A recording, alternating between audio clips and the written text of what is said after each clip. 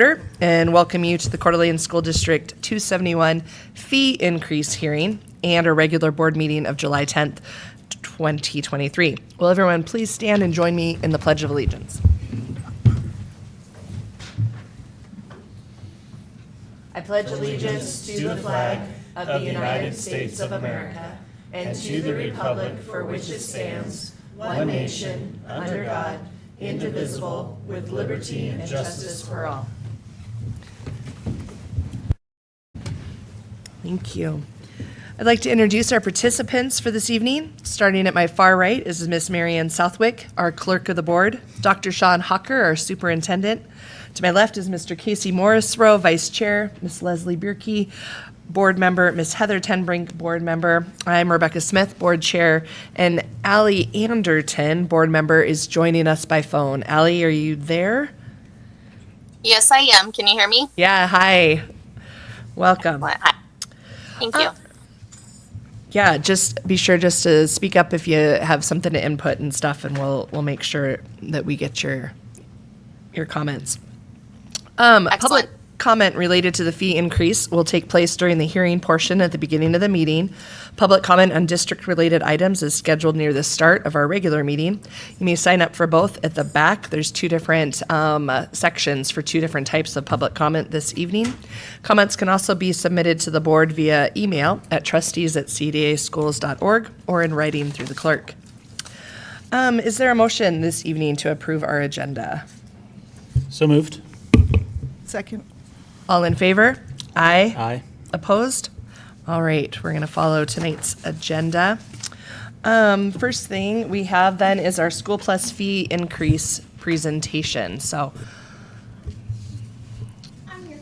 terrific. If you want to come on up and They're gonna get it going for me. get it going from there, and I think Jeff's going to assist, and Yes. that would be great. Thank you. Thanks, Jeff. Jamie is a little wounded. She's going to present from her chair. Okay, here. terrific. Thank you. Can you hear me on that? Okay.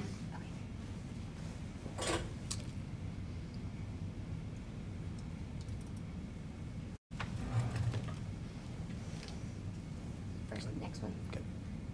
We're just showing you what the kids kind of do before, and then I just wanted to open it up. Some of you don't know what School Plus is. We are the before and after school program in the Coeur d'Alene School District. Every elementary school has. I wonder if your mic's on. That's what I did now. Can you hear me now?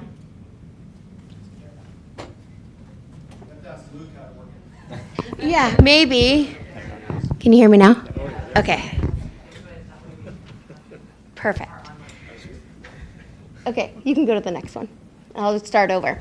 So we started in 1990, and like I said before, we are the before and after school program in every elementary school. We are school-based only through parent fees. Our hours are from 6:30 in the morning until they go to school, and then again from 3:30 to 6. We do run a summer program, and we're open from 6:30 to 6. Generally, that's at 2 locations, a condensed site. We are licensed through the state of Idaho and the city of Coeur d'Alene. Our ratios is 1 adult to 15 kids, and like I said, we have one at every single elementary school. So you don't have to drop off. You take your kids to school, you leave them there at their childcare, and then they can come back to us too. Currently, we have 14 full-time people and then 12 part-time during the school year. Summer, we're lucky enough to get some of the parapros come help us so we can have more kids. So currently, our enrollment for school year is 425 kids. And then summer right now, we're at 287, but I think we left about 15 more. So that might have gone up today, by the way. And yes, we are hiring. You know, if you want to come work before and after school program. Why the increase? This has been coming for a while. Our local market really does set the tone of what our childcare prices should be. And this was starting before COVID and slowly decreased, but it's time to go back up. So that's why we're asking for a increase for the wages of the employees and staff and to compete with the local market. So the wages are to retain them, keep our ones that we have, stay with us. They're all very happy with already the changes, so we have to make some changes for finances as well. And then we hope this new base pay of $16 will be recruiting more people. Now this one is Shannon. Oh, yay! No, I can talk on this if you want. Okay. Shannon and I put this together. Basically, what you're seeing here is a comparison of the current rates with projected revenue, and then with the proposed rates, what the projected revenue would be. I think what's really key in this slide is to look at is with the wage increases that the board has approved to raise those salaries for the School Plus staff and the additional expenditures that we've been seeing over the last couple of years, we would be running at just about a $300,000 deficit if we kept rates the same. And so with the increase, then it would run at about $125,000 surplus for that. And so I think it's important to point out that this is an enterprise fund for the school districts, so it was designed to be a moneymaker. While we don't want to be making tons and tons and tons of money off of it, it should be something that runs in the black and has a little bit of revenue to come into the school district. I think historically we've kind of allowed that fund to build up, and that's been a fund that we've used for a purchase that comes up in years past. I can think of the example of we used a lot of this funding when we purchased that 40 acres that's out on the prairie. So, that was revenue that had been stored up for years, that when that property became available, those funds were able to be used to purchase that property. So, while we try not to make a ton of money with it, it is good to have that enterprise account where we make a little bit of money with it. We've bought buses before, a couple other things as well, when the district from that fund. Perfect. I just broke it down per hour. Some of these child cares are open the whole day, but generally we are only charging $2.36 hour for child care. We're way below, so we do need to up it up, and that's why that $354 would be what it is. And $372 is if you're 5 days a week, AM and PM schedule, where you needed it every single day in the morning and the afternoon. We break it down to we'll get to the rates and it'll break it down more. But that's why I wanted to show you what we are as the 236, but we will be the 354 with the increase. This is how I'm judging what the local market is. So they do, every 3 years, the Idaho Child Care Network gets together and they do the price increases and what we're charging in our local market. Even with us charging the $372 for part-time, you can't really see it on there, but I think it says $514 in our area is for part-time. And so even with our increase of the 28%, it still puts us under, but it feels equal. It feels okay. It doesn't feel too much or too less.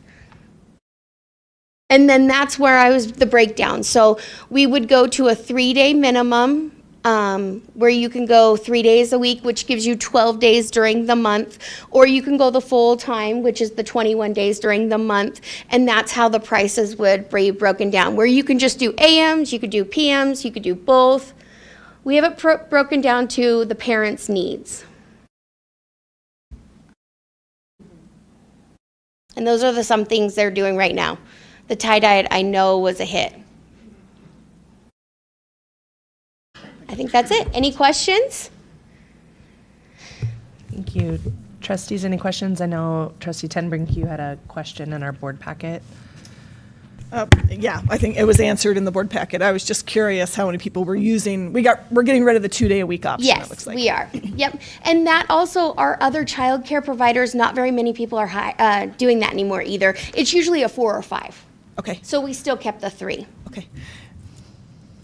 Hi, just a clarification Yeah. on the School Plus budget projection. It has 127.5 approximately left, and it says if we get the increase, you'll hire people. Will we still have a balance in the black after those hires? Yes. Okay, so it's not going to utilize all that No. money. So what are you anticipating having remaining? I would say about 100,000 even with the hires. Oh, okay, Or right around that 90 to 100. okay, thank you. Yeah, I kind of looked at that. The one thing, if you hire more people, allows you to have more students, so then you're going to have more income, which I think wasn't reflected there. Yeah.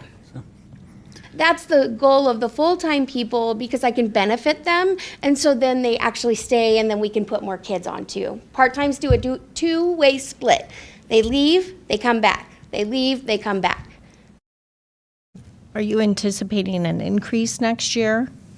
Or are we kind of capped out at the, what was I that? have, honestly, I have 200 kids on the first day of school on a wait list, and I have to tell Jeff, we can't do any more wait lists. I maybe took 20 kids, but I didn't have enough staff. So I have a wait list all the time. Okay, great. And we start registration August 1st. Very good. Thank you. All right. Jamie, thank you. First of all, thanks for your team. Thanks for serving our community in this really important way, especially just in the area of childcare. It's so important and such a critical piece for families. So thank you for all you do. This concludes then the presentation part of our proposed school plus fee increase. We're going to move to public comment then on our increase for this. And we have one member. Let me get into the right thing here.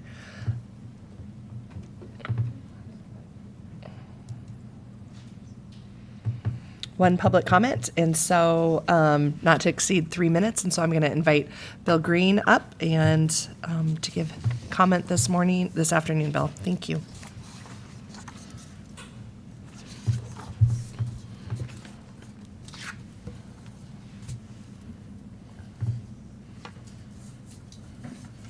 Thanks for having public comment. I just have something kind of short. It's more philosophical and economic. And I'm thinking about School Plus because I saw some results of School Plus, which is super extremely positive. It's so good for parents who have to work, both parents. And I just know people that just so much appreciate that opportunity. And I know some of the people that work in School Plus and the great things they do with the kids. They have a great time. It's really super great program. My only comment is that given the concerns about money and schools and expenditures, is there a way to increase the fee maybe, but not increase it maybe a little bit less, so that there's a perception of really trying hard to make things economically efficient, so that there's no likelihood of someone saying, well, there's more money going down the tube. They just voted $25 million for the next 2 years, which is a great thing. And I'm just wondering if there's a way to kind of look at that and see if there's some element of caution, not caution, but looking to the future, so that when people look at the money and say, well, currently 271 really is efficient, and they really work hard at doing the best for the kids, but also spending as less money as possible, not cutting anything short, but looking at any ways that you can spend a little bit less if possible. And so if there's a $125,000 surplus, and it goes down to $100,000 with the new hires, is there a way to think about not maybe cutting a little bit off how much you have to increase the fee, so you still have a surplus, still have a great program, and people can see that you're working really hard at being financially responsible. And I don't know if there's any weight to that at all. I don't know all the numbers. These guys over here know all those numbers really well. But it's just an idea, kind of more philosophical and economic, something to think about, to have a great service, and also the idea that we're working really hard to be responsible with the money, because that's been a question, and now it's not a question. But I know that in the next 2 years, people are going to be looking through a microscope at how the district organizes their finances. And I think you guys have a great opportunity to have some input to that perception. So thanks very much again for your service. Thank you, Mr. Green.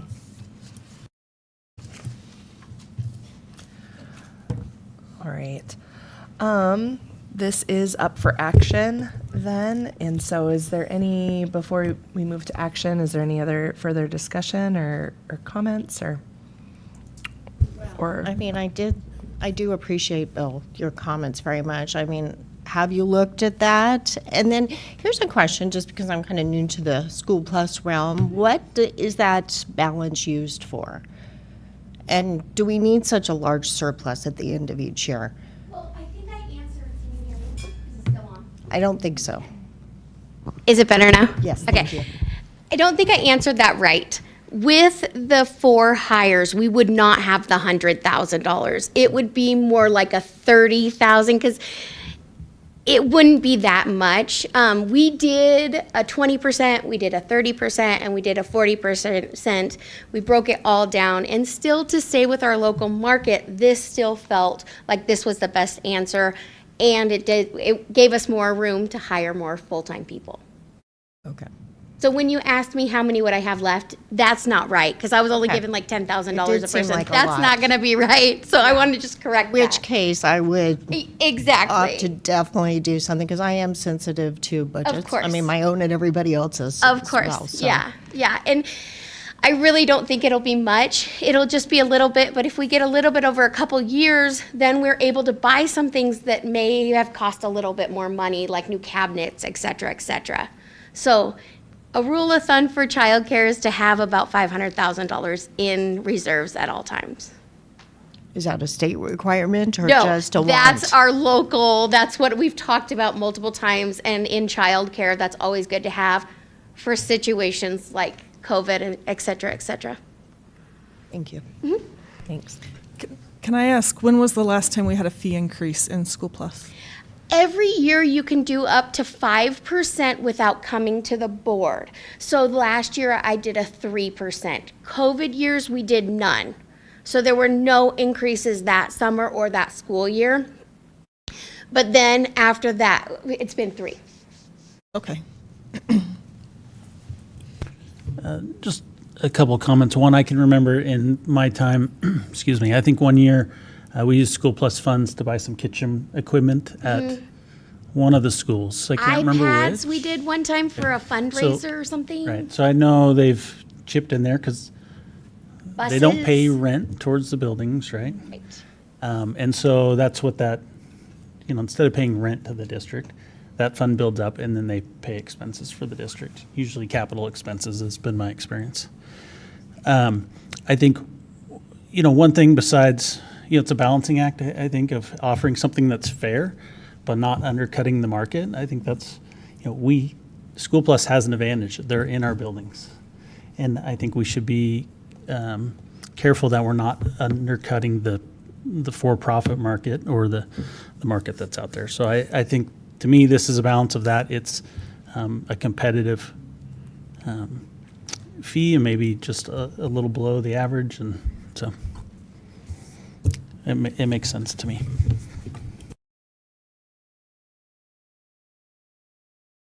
Is there a motion? There's a motion before us right now, so.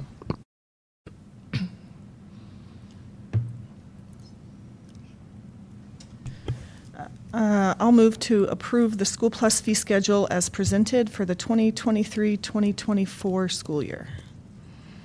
I'll second. Any further discussion?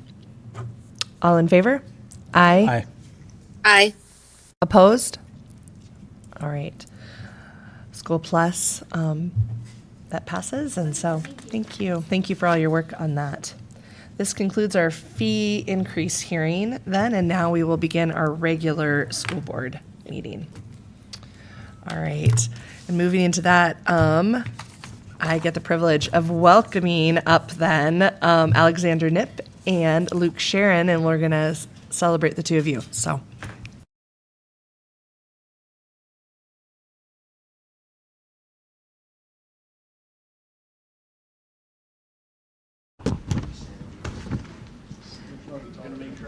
It's either way.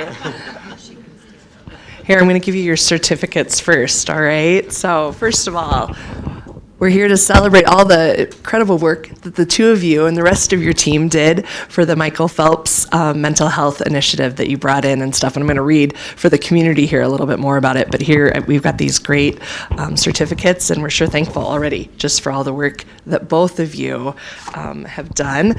So, Luke, this is yours. Alexander, there's yours. There's so many. Oh, I wish everyone at home, you need to see, there's so many. Here, we're gonna stand and do pictures first, and then we're gonna celebrate.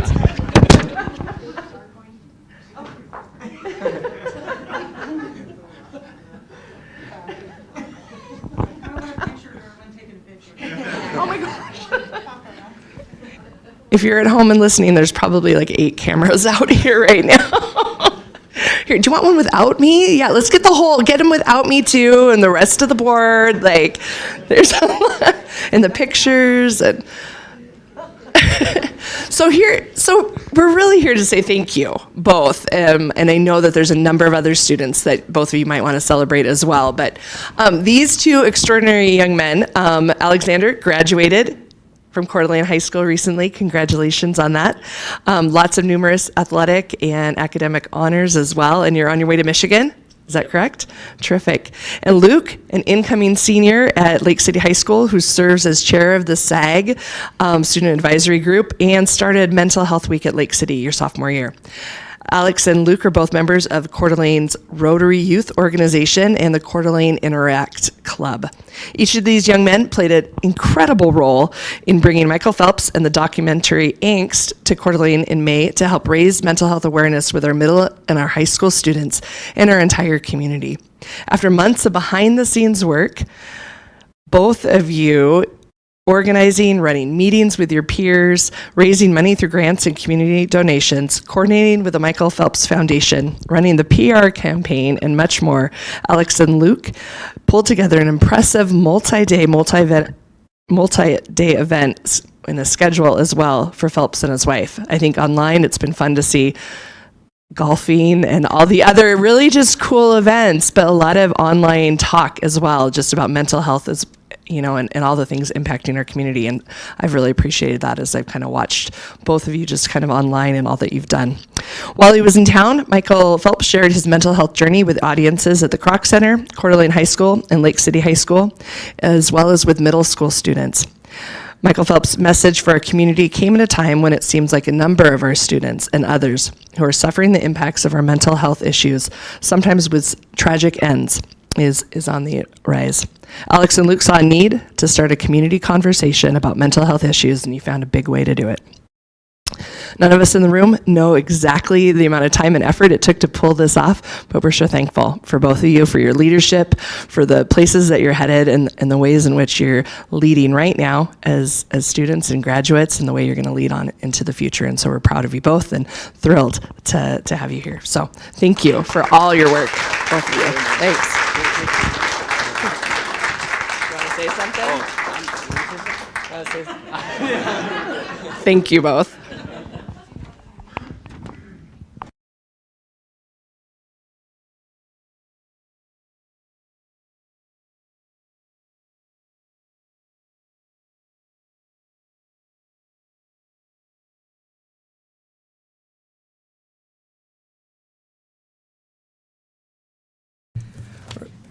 We're going to move now into public comment, just general public comment. And Mr. Green, you are signed up for public comment as well. Would you like to address the board again?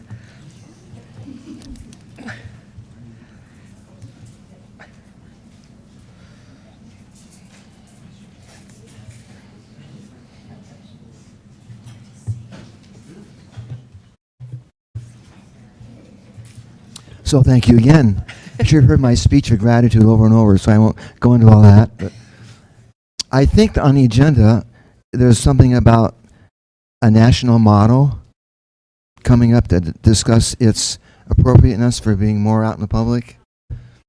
Am I correct about that? That's what I was going to comment on. Great. Terrific. Thank you. So I'm assuming you're saying "In God We Trust" is the United States national model. I don't really know if it's out in the public or not, but in thinking about it, if you're going to discuss the pros and cons of having it more out in the public, I just thought about a couple of points that free societies, in my opinion, endure and last a long time and start out because they're grounded in more invisible spiritual principles. And that usually is related to some relationship to a higher power. And it's usually also related to how individual persons in their day-to-day life interact with each other. So is there kindness, is there honesty, is there integrity, is there fairness, is there giving people help up when they need it, or is there charity and reaching out to people in need? Like some farmers, when a new person comes to the comes to the country, they all get together and build them a barn. Or out in South Dakota, when they have cattle branding, they all get together and help with cattle branding. And when someone's house burns down, they all go and pitch in and help fix it. If someone gets sick and a family member, they go and bring them meals. All kinds of things that people do for each other, which is really grounded not so much in rules as it is in just the heart and being aware of a higher relationship. And I think that that's what is underlies the founding of our country. And when we say in God we trust, it's talking really about that notion of a higher power that motivates us and gives us ideals to strive for. We don't always reach them, but we're always working to reach them. And that's the difference between a free society and a society that kind of collapses in on itself. And free societies always lose because they're eroded from within, because those basic principles get lost. And once they're lost, it's very hard to get them back. And I think looking at our country and our history and our founding, there were lots of instances where there were impasses and troubles and conflicts that were resolved because of people's basic reliance on those invisible principles that come from their relationship with a higher power. And you can call that lots of things, God is a generic term, but almost every religion has a word that represents that relationship and that reality.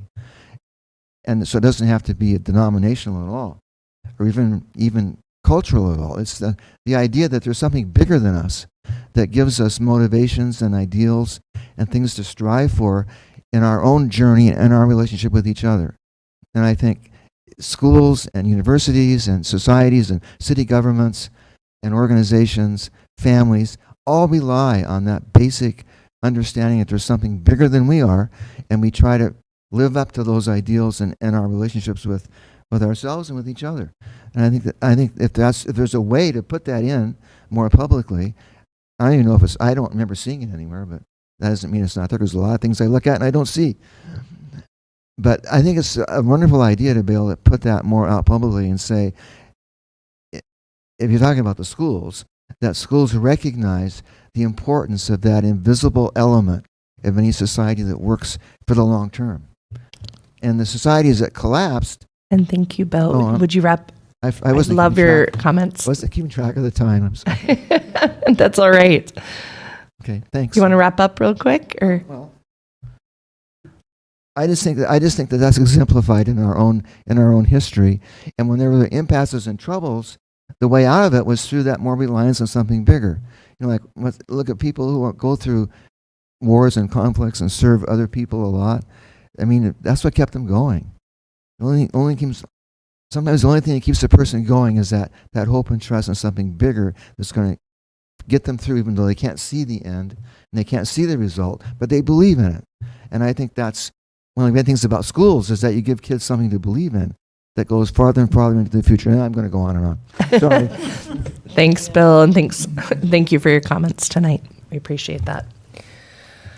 All right, we are moving into superintendent comments. Any comments for this evening? Yes, Chair Smith and trustees, I just wanted to call out a couple of things, and that way it'll be quicker at the end of the day too.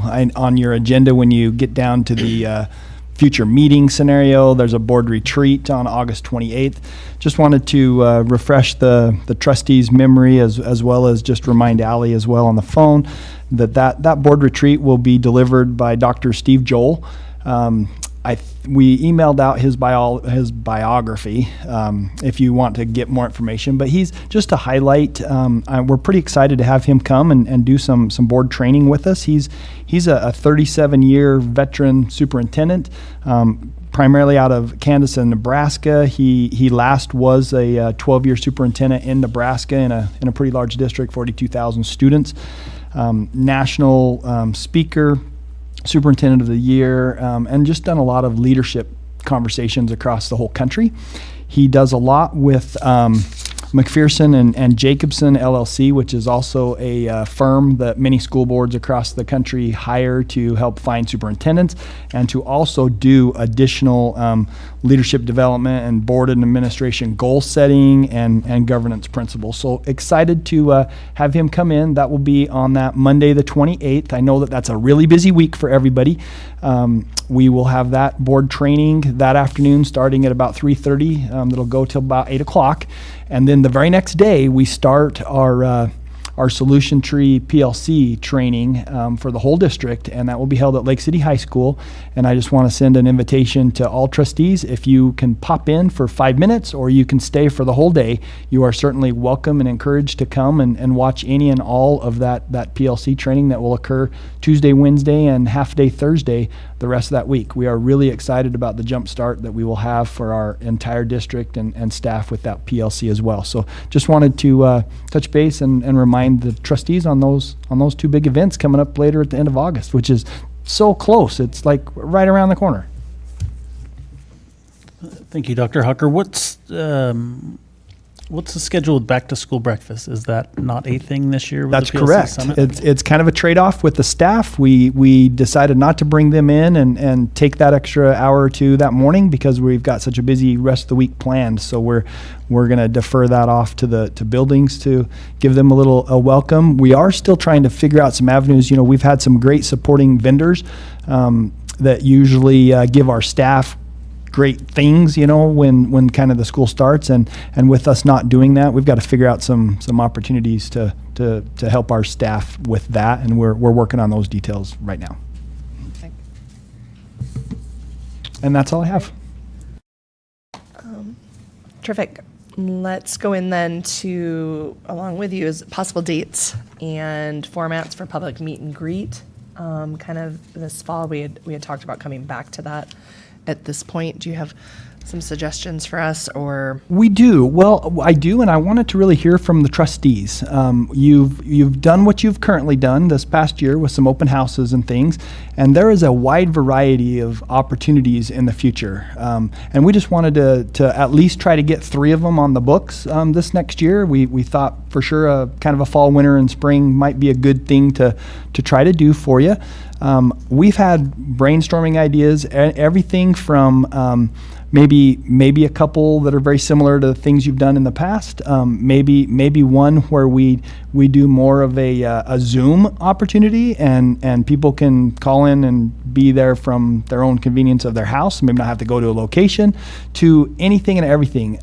Many trustees in other districts, they really like to do things within their zones and kind of do their own little thing with some support from the district, and that could certainly be something we could work out if you wanted to have a specific zone 1, 2, 3, 4, you know, kind of a thing for your own constituents, and have a little Q&A for that. We could do that in a park or your backyard.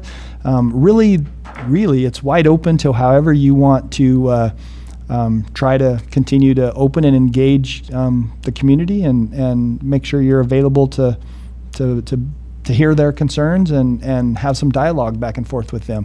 So with that, we really just wanted to kind of find what you wanted to do and maybe try to identify at least a few weeks within those fall, winter, and spring schedule to maybe put something on the books. Great. Thank you. You bet. Yeah, maybe for dates, is it possible to do just do that via checking the box, the survey kind of piece? That would be helpful. But I do like the idea of one quarterly. Yeah, I like that too. For sure. And Allie, Trustee Anderton. Sorry, it took me a second to get to the mute button. I am completely in favor of doing that as well. I like to do quarterly, and I really like the idea of doing the meetings as well. Oh, I missed just a piece right there. What was that word? What? Can you repeat what you said? I'm interested in doing more with individual zones as well. Okay. Yeah, is the individual zones, is that something you can also help us facilitate? Not facilitate, but make happen, or is that something we would need to do each on our own? Both. I think in the individual zone piece, you could schedule that how you want. It literally could be in your backyard. It could be at a park. It could be anything. And then we would just help get the word out. Perfect. We can help to, we can help to be there if you want some cabinet members there to maybe help answer some questions. We can certainly try to help accommodate that. And any and all of everything in between, whatever you would like. Okay. All right, My least favorite option is Zoom. Okay, that's great. I prefer one-on-one or, in a, face-to-face. Format. Yeah, Enjoy for that. sure. Trustee Tembrink, any? I like most of these ideas, so I think trying a couple different things might be good to have a little variety in what we try.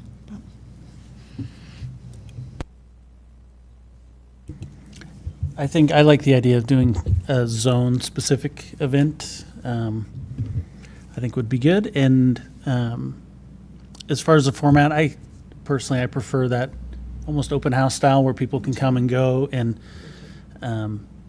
it's less formal and just allows time for individual conversations, and they maybe can talk to each of us kind of independently. I think it's more natural versus like a panel style or something like that. We kind of do that here already. We take comment and don't get a chance to interact. So I prefer that kind of open house style that we've done in the past. And I would say if we were looking for a fall date, I don't think we typically do a lot of workshop in September. So that might be a good time. Because that's just, school year starting and, Getting going. and we won't be necessarily, we may not have a workshop topic in September.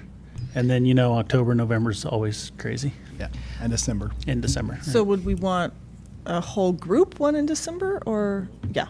And Oh, then individual, in September. September, I'm sorry. And then maybe individual trustees in the winter, except It's going to be hard to do it. we'd have to do it in a school. Could we do it in a school on an individual zone basis? If we do it in the winter, we can't really do it outside, right? Yes, I think we could find a location. There's schools in all of your zones, so we could certainly just, book that out for an early evening and just kind of have more of an open house. And it would really primarily be that trustee in that zone, I'm guessing, that would attend. Certainly others, I guess, could be invited, but primarily the zone, the trustee that represents that zone would be there, and maybe a few cabinet members, and see whoever wants to show up for an hour or two and dialogue as well. Okay? I do wonder a little bit if putting one of these adjacent to something that's going on, where people are naturally coming anyways, we're in maybe a separate room, or something like that. I don't know what that event would be, but if there's something else that naturally draws people, they can double up, come Okay. ask some questions, and go to whatever event. So if there's something where that's a natural fit, not a force fit. I think for us, maybe the most effective one that we did last year was the one at the library. We probably didn't need quite as much food, but we didn't know. And so, Well, in the winter months, there's lots of activities at the high schools. We could easily, have a little meet and greet for 45 minutes before a basketball or a game or something, a wrestling match, and there's going to be people come. Certainly could see if 'cause that it would works. draw, in everybody's busy schedules and families' busy schedules. If you All had right. Well, then something how about we naturally- try to find something in September for the whole group, individual zones in like January, right after the Christmas season, and then back to maybe an all group something or another later in the spring, maybe March or April, maybe right after spring break in April. Does that sound okay? Yeah. Just one comment about individual trustees in January is you have the potential to have two new trustees, and that That's could be a bit intimidating. No, to that's have to go in a very true. one-on-one setting coming in your first month. It's very So- true. And maybe catch the basketball at January as a group event. Yes, that's what I was gonna and say, maybe do the individual in the flip-flop it. spring. Right. Thank you. That's a great suggestion, and I think too, with if all 5 trustees do something individual in 1 month, that's 5 nights too that I got to find enough cabinet to maybe come support you. So I got to kind of work that out to make sure you at least have somebody to be in your back pocket in the event there's questions. But primarily it's a meet and greet with the community, and we can take notes and get back to people if we don't have the answers. Okay. Thank you. And on setup, I liked the one we did at Ramsey, except we had a meeting Before it, yes. and that didn't work. I would say it needs to be its own event Yeah. and not put a meeting with it. Agreed. Yeah, because that kind of took away. But I did like the Ramsey meet and greet format. Okay, that gives us something to work on. We'll get to work on identifying an all-group date in September, and we'll shoot some dates out to you and see if that'll work for most of you. Okay, thank you very much. One last thing, if possible. I know for a lot of families, a lot of people, it can be hard to make it physically to some of these events that we hold. And I think as much as I'm not a fan of the Zoom option either, that it may be something that we could draw more families in well to meet up with us, if that could be fit in somewhere there as well. Okay, yeah, we'll take that as a note, Allie. Thanks for that comment. September, we'll try the all group, and then yeah, if we don't get a good turnout or something, that was why I think we mentioned that, is that it just could eliminate the travel piece. You did one in the morning or one in the lunchtime. You did one in the evening, trying to kind of share out different crowds, and that's kind of worked. So I think yeah, whatever you'd like, and we could certainly try a Zoom meeting, and see what pops up that way too. Again, the point is to make sure that you're available and encourage community to keep asking questions and engaging. Thank you. Thank you. All right, we've got our, looking forward to this, just our assessment report. And so welcome Heather Summers. Good evening. Can you hear me, Marianne? No? Good evening, Ms. Southwick, Dr. Hawker, Chair Smith. I think it might, maybe I need to just get closer or talk louder. Good evening. So tonight. No, it's not quite, No?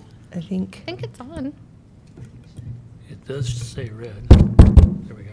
Need your middle school teacher. I'm here.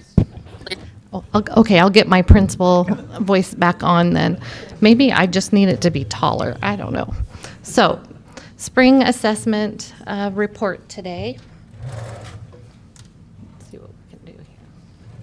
Just a review of what our goals are when we're reviewing our data. We want to just look at yearly growth is one of the things that we'll look at. We'll also do a little bit of longitudinal data through the years, and I'll try to point out when that testing changed for one reason or another along the way, and then answer any questions that you might have or requests that you have for additional information. We'll start with the IRI, which is the Idaho Reading Indicator. Our K-3 students take in the fall and then again in the spring. It's required those 2 times. As a district, we do report out on that in January in our winter benchmark too. Our 4th and 5th grade students take the diagnostic as well. It's not a state mandate, but we do. So you'll see their data in there as well. So here's longitudinal data. I tried to keep it in one tight order this time instead of my delightful back and forth the last time. So as you look at this, you'll see Tier 1 are students who were proficient, met the state proficiency rate. Tier 2 are those students that are just below, and then Tier 3 are our students who we would be looking at for some pretty intense intervention. Can I jump in with Absolutely, my questions? yes. So when I look at this data, kindergarten looks really good. That's not necessarily replicated in the other grades. Do you have ideas as to? Well, I mean, I think the other grades aren't too far off from each year when we look at that. I do say kindergarten, but you have to think about the depth of the standard as well when you're looking at that. When we're looking at kindergarten students, we're really focusing on letter sounds, letter names, and some pretty basic beginning reading skills. And as we get older, we're really starting to dive into that comprehension and just deeper understanding. It's a computerized test. So There's not a lot of reading at kindergarten level. Right. Pictures. Well, yeah, Same I for just first There's a grade. lot of support but for there's them. marked improvement over the last 2 years at our kindergarten level, Yes. which I would love to see at our other levels. Right. I mean, I think if we look at right, Sure, different yeah. cohorts. So really, if we're tracking our kiddos, if we started at tier 1 kindergarten in 2021, they were at 68%, then 73. So if you just kind of go down the line, then it looks like 70 for those second grade students were proficient. So if you follow a student, but we are well above what the state does, and I'll show that in the next slide as well. I just want you to keep in mind that 4th and 5th are not required, but it does help us follow along and keep good track of what kids are doing. Are they making progress? Is there a specific thing that you would want me to Oh, I just pull out of wondered, that? is there something we've started doing at kindergarten that's helping our students over the last 3 years, or is this just I would say one further thing, from the pandemic, or I don't know. right? I think it could be both. I mean, there's a lot of things when we're looking at data that could be variables in what we're doing, but I do think training our teachers in Norton Gillingham and moving towards some of that really explicit instruction that we maybe didn't have the support for all of our new teachers for a few years in there. Our reading curriculum was non-existent, really. And I do think getting them trained in that very direct, systematic instruction that Norton Gillingham provides for them is a help. So are you suggesting that decrease we saw in spring 23 is because we didn't have a cohesive reading strategy? I think that could be part of it. That Okay. we didn't have a specific adopted curriculum. And anyone behind me who wants to join in this conversation at any time, please hop up. I know Patty's feet were probably dancing underneath the. Yeah, she answered some good questions. I guess, I mean, like probably all of us, obviously, I know test scores, we all do. I mean, I am concerned seeing the drop in the tiers, and then it seems like in the last spring 23, we've got some increases in tier 2 that are coming more from tier 1 rather than tier 3 growth. So, I mean, and that's kind of, we'll see that as we go through the test scores. I know that we're implementing PLC, which is great. I love the collaborative model, but what other what's the plan? I mean, we have the Norton Gillingham, so more directed, maybe more intervention type approach. But maybe whatever we're doing hasn't been working so great. So are we gonna pivot? One of the things I appreciate Heather bringing forward is the adoption of Norton Gillingham. So 2 years ago, and so with training happening with that, it's very true. We had a lot of experienced teachers at the primary level that most certainly had a lot of wonderful training from the district in the past, including letters and SIPs. LIPS. And then I think that there just wasn't a focus there for some of those foundational skills. And so I think that's great to point out for those kinders this year that we're seeing an effect there. I also think looking at those groups as they move along, we've got some more room to grow here. And I would also say that this is the whole district outlook then. So we've got some shining places where we have some grade level teams that are having much higher than this performance from their students and growth. We really want to look at the growth of every student and every subgroup of students. And so that's some of the data that we examine a lot to see who are our most at-risk and underachieving kiddos. And so some of the other things we're doing in that is the MTSS work that we've done for the last 2 years. Every school now has participated with that. training. And so that is where you just don't take your eyes off any kiddo. Not that we haven't been doing MTSS, but it was a big refresher for many of our leaders, and for our new leaders, it was great training to start going through all of that. That really looks at each tier of kids and what we are doing. So I think what you're saying to Trustee Bierke, to look at which tiers of kids are moving and which interventions are working best to move those tiers of kids is key.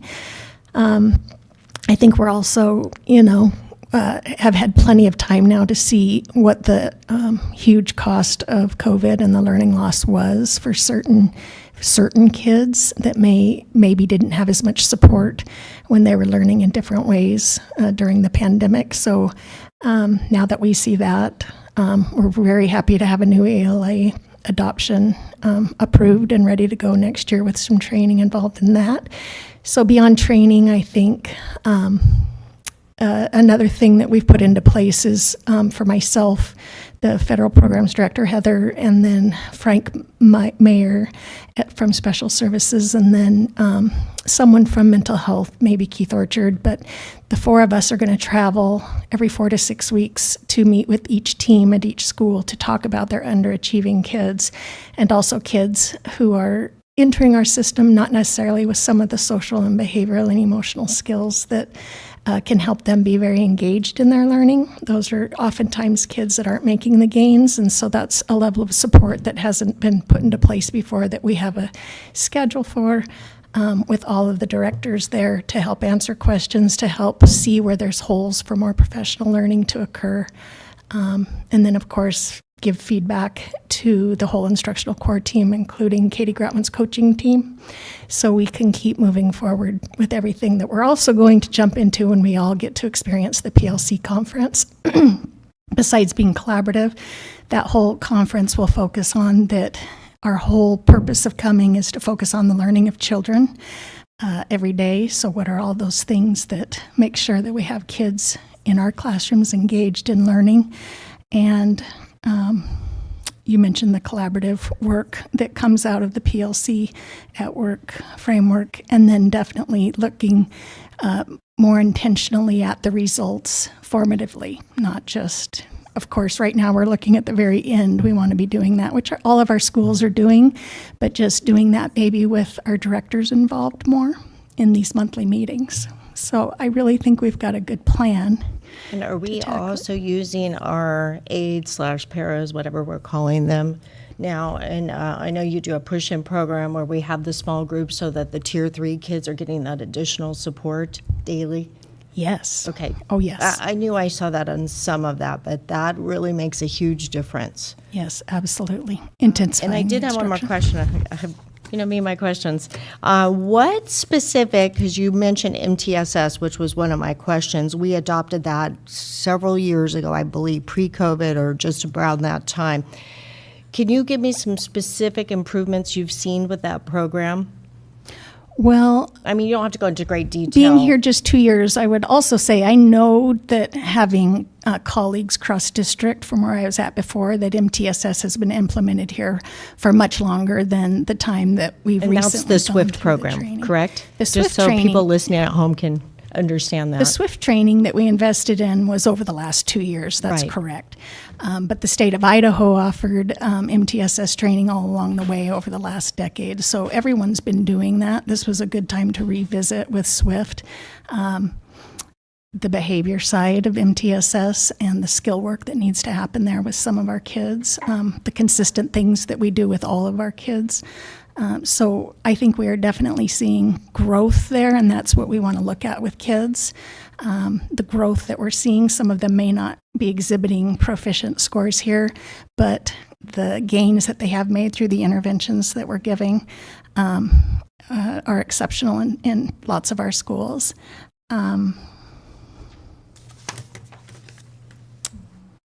I think the subgroups of kids and the kids that are historically not achieving as much as other kids is another area that we focus on in our school-wide Title I schools. For sure, we're mandated to do that, but each of our schools has that data really clear to them too, to see are there kids who are maybe absent more than others, boys more than girls, all of it.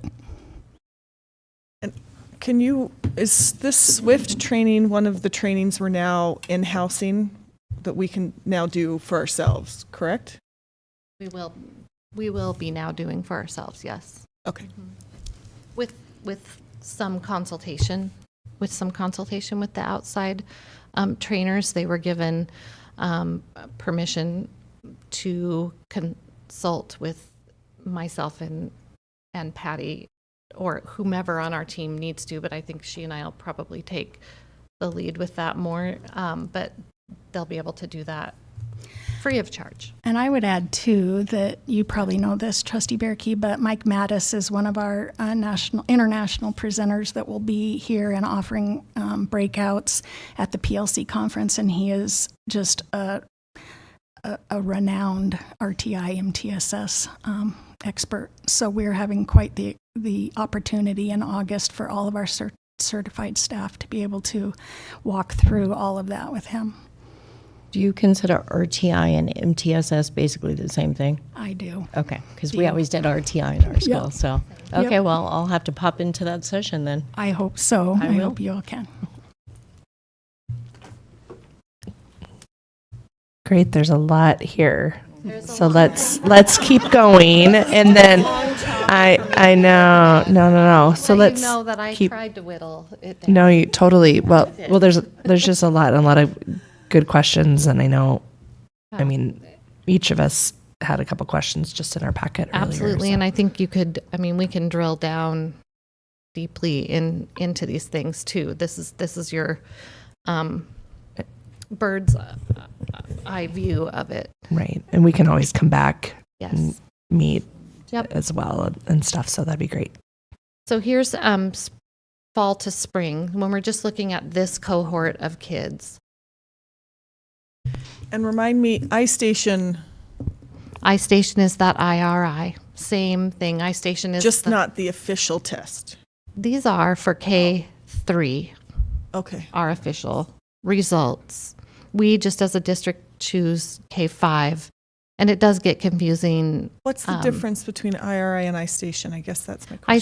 iStation is the provider, Okay. and IRI is the official state name of Reported said to the assessment. state. hmm Okay. But The these are assessment not name. reported to the state. These Oh, are. these are. Oh, These are. okay. Yes. Okay. I'm sorry. It probably is confusing, and I went back and forth with IRI and iStation, but Yeah, I was noticing it's the same numbers, and that's why I was asking. It is basically the same thing. it's the same thing. iStation is Just fall to spring rather than year iStation to is the year. company who Okay, provides got the it. test. IRI is what the state calls the test. So when you're looking at this data, you do see growth from fall to spring in every group. And as Trustee Bierke pointed out, one of the really important things to look at is how many students are we moving along the tiers as we go down. And you can see, for instance, overall in the fall, we had 19% of our students tier 3, and by spring, we were at 7%. So those are things that we're always working toward. We want to take those kids and move them along and show growth.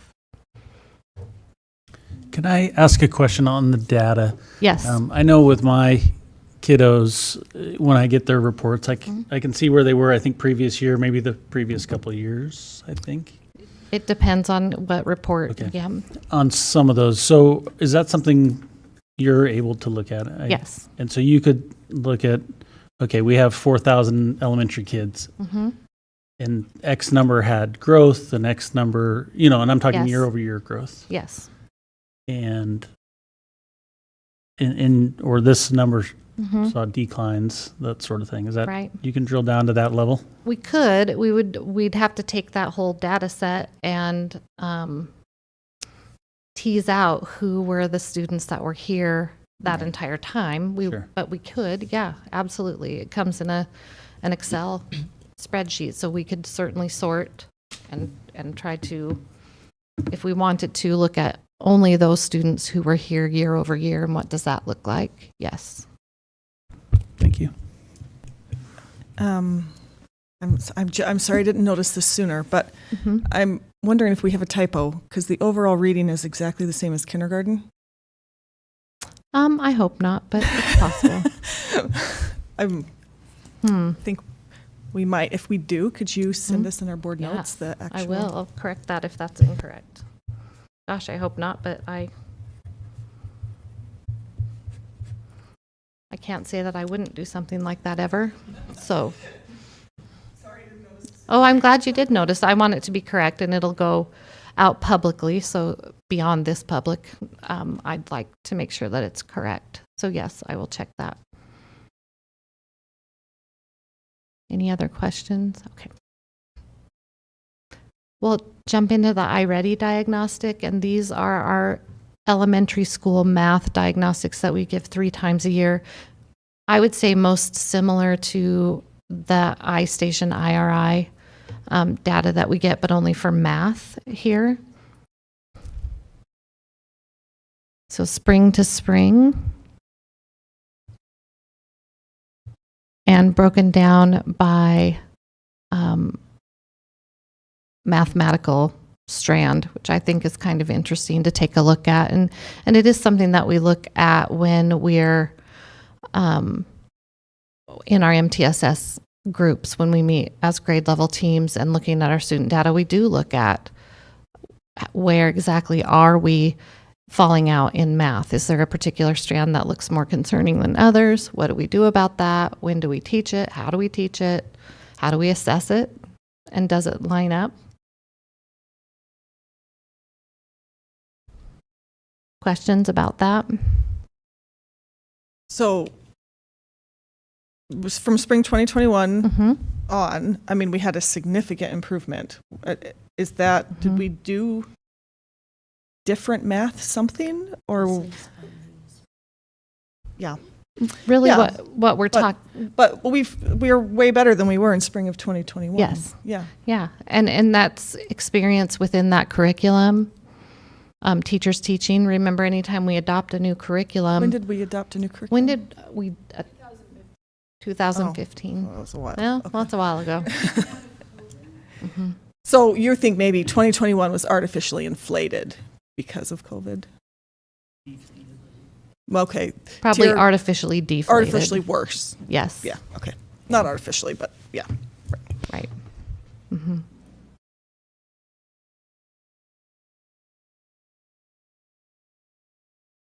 This is fall to spring this year. Heather? Yes. So on this one, I have a question. So on Sure. the previous one, where you just give the specific operations, you have an overall for spring 2023, sorry, 66%. But when we come down to this one, which is by grade level, you have an overall math, spring 2023, 67%. So. I would have to look and see if I decided to round up or. Okay, because when you That- add the 67, it makes it over 100%. So I was just curious on that. Okay. And then, yeah. So did you just include the operations just to show us one of the I did. I breakouts? just wanted you to know that we can take it clear Do down to we different utilize, strands. I mean, you can really, like you spoke to, we can really just break down this data to the fine tooth to find the areas that we really should be working on. I mean, are we doing that? Yes. Okay. I would say at the school level, we really do look at every single student individually at least 3 times a year, and often much more than that, depending on the student. If it's Well, we have other assessments besides this one, so absolutely kind of something we should be doing all the time. This one's tied directly to our curriculum, though, so it is for teachers a way for them to see exactly where to intervene and when. And it also has a lot of support for intervention built into it. So, yeah. I will say kindergarten, if you're wondering why there's an asterisk at tier 3, it's because in kindergarten they just don't, the first year, say that a student's at tier 3 because they've had no instruction. So they don't do that in the fall. Once they have their second data point, then they start working toward that, but it is a little bit of a different thing with iReady. Mike, do you have anything to add to that? Okay. All right.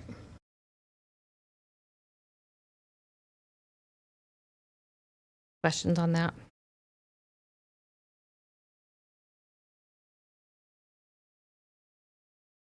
ISAT. I did put a little blurb in here about why we take the ISAT. I just thought that it was nice for people to see what the objectives are of that assessment, and between all of the assessments that they take, what's the difference? Why do we take this one? What does it tell us about a kid? Why do we take this one? What does this tell us about a student or our curriculum or what we're doing instructionally? I'm not going to read it to you, but I want you to know that I think it's important for our public to see why we take the tests that we take and what do they tell us. So ISAT math data, I need to tell you that in 11th grade, when you're at the bottom, you'll see an asterisk there, and I need to really take a moment to explain why that's there. In our board notes last week, or the week before, a very detailed ISAT report. I should have omitted the 11th grade ISAT scores because students in the 11th grade this year took ISAT as 10th graders as well. In our district, we took them all again. But what the state will do is go back, and any student who was proficient as a 10th grader who maybe wasn't proficient as an 11th grader will not combine the scores. They will take the student's best score and count that towards proficiency. So if I took the ISAT last year and I was proficient, and this year as an 11th grader, I said, I already took it, I already passed it, I'm going to click through it because I don't care, for instance, then the state would take that proficient score for that student. If I'm a student in 10th grade who wasn't proficient, but I am proficient in 11th grade, they'll take the higher score as an 11th grader and count it towards proficiency. The state has not rolled those numbers together yet. So when I sent you math scores or any of the ISAT scores for our 11th grade students in that previous report, that wouldn't be correct. So we will see a change in those scores, likely not until the end of July, 1st of August, until the state goes through its whole appeals window where we can appeal students who, for whatever hardship, weren't able to test or didn't test well or didn't finish a test. Then they'll combine those scores, and then we'll have an accurate accounting of that. So I apologize for that error with that. But that's why I went back and put an asterisk here. I just think that it's important for us to be accurate when we report those numbers. Is there questions about that? No, not about that. Okay. I was wondering, because you had overall scores in the previous test, but I don't see any district overall scores for ELA and math in the ISAT data. Do we have those? I don't believe that we report out overall. I have to think about that. Yeah, we do. We do report out overall, and I didn't include them, but I can get those to you. That would be great. Okay. If you can include those and send those out to us in our board notes or whatever's easiest for Okay. you. Thank you. Yeah.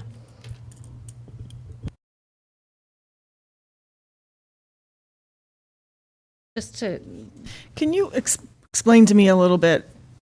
Just remind me. So 6th grade in 2023 is 39. What does that 39 represent? percent proficient. Of proficient. Would that Yes. be the same as tier 1 in the previous? It would be. Okay. So then you probably don't have great answers, but right now, but it'd be nice Really, to find like my some. track record but- today is not Oh, great, but I'm well, gonna work no, on this. maybe I'm saying I none know of what us you're maybe saying. do, Yeah. but those kids left 5th grade and were what, like 66% proficient, right? Like, is this a difference in the test? It is. Is this a difference? There is one difference in the test this year. We had a long form test, and then the state moved to a shorter form test, and this year they went back to the longer ISAT test again. So when we look at this data, that's one change as you move along. It's frustrating a little bit when they change or move the target as we go along, because it's really hard to be able to, I don't know, it takes away a bit of the validity, but still yet I think I would agree, and I know you will agree, that we still 39% proficient's not where we want to be. Yeah. Yeah. But that is one thing just for. On the longer form test, is that just more problems in the same categories? Are there expanded operations included? I mean, what's the difference between the short form and the long form? I mean, if we're using all the iReady and the IRI and all the assessment Right. data, I mean, we should be covering those operational skills anyway. So what would be the difference, and why would that necessarily bring us to this? Fatigue. Just kids who aren't used to taking a test that's an hour and a half long in the third As grade. opposed to what's the short version time? I think the short version time was about, our average anyway, was between 45 minutes and an hour. Does the state require you to give that in one foul swoop, or can you break it up into? You can break it up. Yeah. And some schools do and some schools don't. That's probably better for the fatigue. Take a few breaks in between there, and Yeah. that's a long time for anybody to have to take a test. We don't recommend that they sit for the entire exam, but that's a choice at some schools to do that or not do that. Yeah. I would think it would be great to standardize that across the board then between our schools, so that we were seeing the same results or equivalent results throughout. If they're able to break it up at some and not at others, we're not going to see the same results because of that. Wouldn't it be better to do the same thing across the board? I think that it depends on the kid. Some students who are taking that test and they're really focused and want to finish versus kiddos who need a break. I will say that teachers are able to give a student a break if they need it. That's an accommodation that we can make. So if we see students are looking like they've kind of had it, we are able to pause the test and step away from it and start again tomorrow. Could we use our paras during that time for our kiddos that perhaps need extended time, and maybe do a smaller group so it's not as strong? I mean, there are things we can do have to make accommodations this- for students, absolutely. Now, some accommodations, a student has to have an IEP or a 504 in order to access, but a lot of them, they don't. Right. So there is an opportunity to take breaks and to do those things, or to say, we're only going to work through number 15 today, then we're all stopping and going on. But the risk to reward of that is interesting, because now if I take a test and I have to break it down so far that my kid's testing every day for 4 days math, there's kids who are going to be like, not another day. So it's trying to figure out where that sweet spot is and trying to accommodate individual students with what they need to do the best that they can do.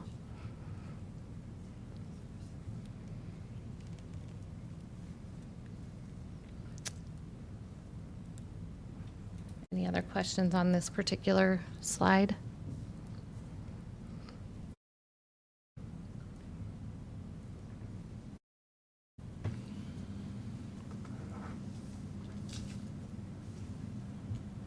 Here's secondary ELA.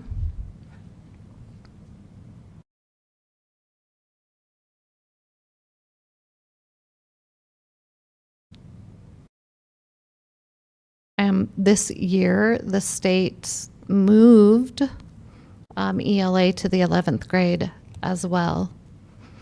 So the score will be, our data will look differently when they finally combine that as well. I just want you to know that.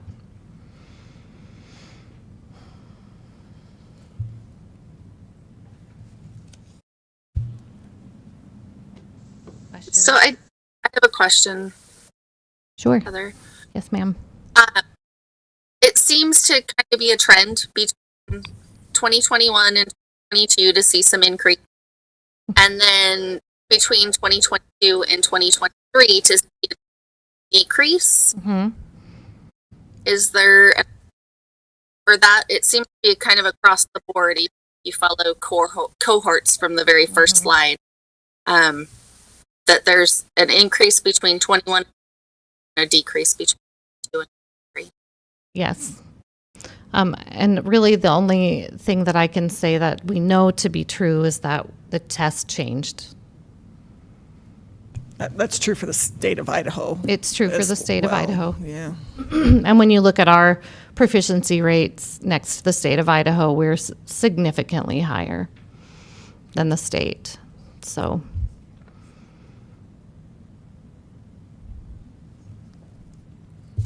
Okay, thank you.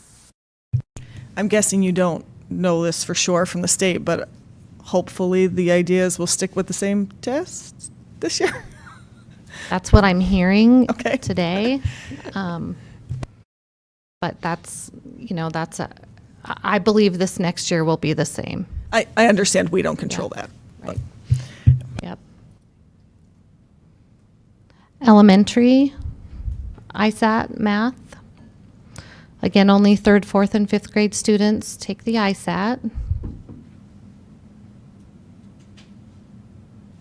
And I think we see a similar pattern.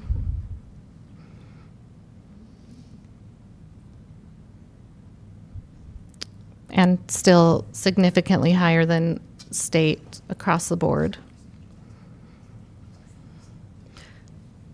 And Trustee Bierke, would you like to see an overall? This would be included in, I could do an overall. To see our overall score, district scores for both ELA and all the grades, or whatever your chunks are. Sure. Okay. I would love to see that as well. Well, these are overall for grade level, but you're talking about an overall like one big district score. Okay.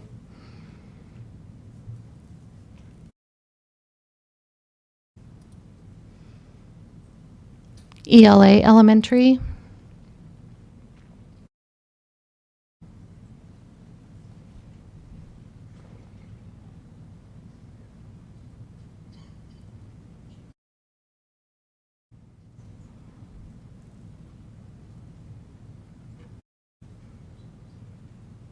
Any questions? Good. Okay. Science. Science is one of those friends that moves around from year to year. Yeah. That's, I want to let you know that in your board packet, I was missing data along the 10th, 11th line for the Coeur d'Alene School District. So you'll see this will look different than what you have in your packet. And we'll make sure that we, I think, or did you add it in and it's just an updated? Oh, good. Okay. Thank you.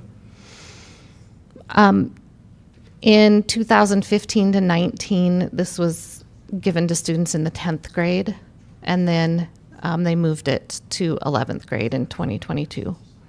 So that is a little bit different. You do see a decrease in scores for both the state and at the district level. did we get a new curriculum? I mean, this is a dramatic drop. So what It are is we? statewide, so it's consistently Yeah, this way it's still across the dramatic state. for everybody It is. Yeah. in the wrong direction. Correct. Yeah. Mike. And Trustee Bierke, I can address that a little bit. In 2022, the state of Idaho moved to a smarter balance-like assessment. In the previous years, it was a question with 4 possible answers. There was no inference, there was no deduction, there was no reading, there was no math. Now, in science, they're actually doing science. They're actually putting chemicals together. They're doing an equation on the screen. It's very similar to the types of experiences that they have on the Smarter Balanced assessment. So in that, we certainly have seen an implementation dip, but I think it's difficult for us to be able to look at numbers like this and saying, boy, our students really are not performing well. They are totally different measures. The state of Idaho revamped the entire measure completely.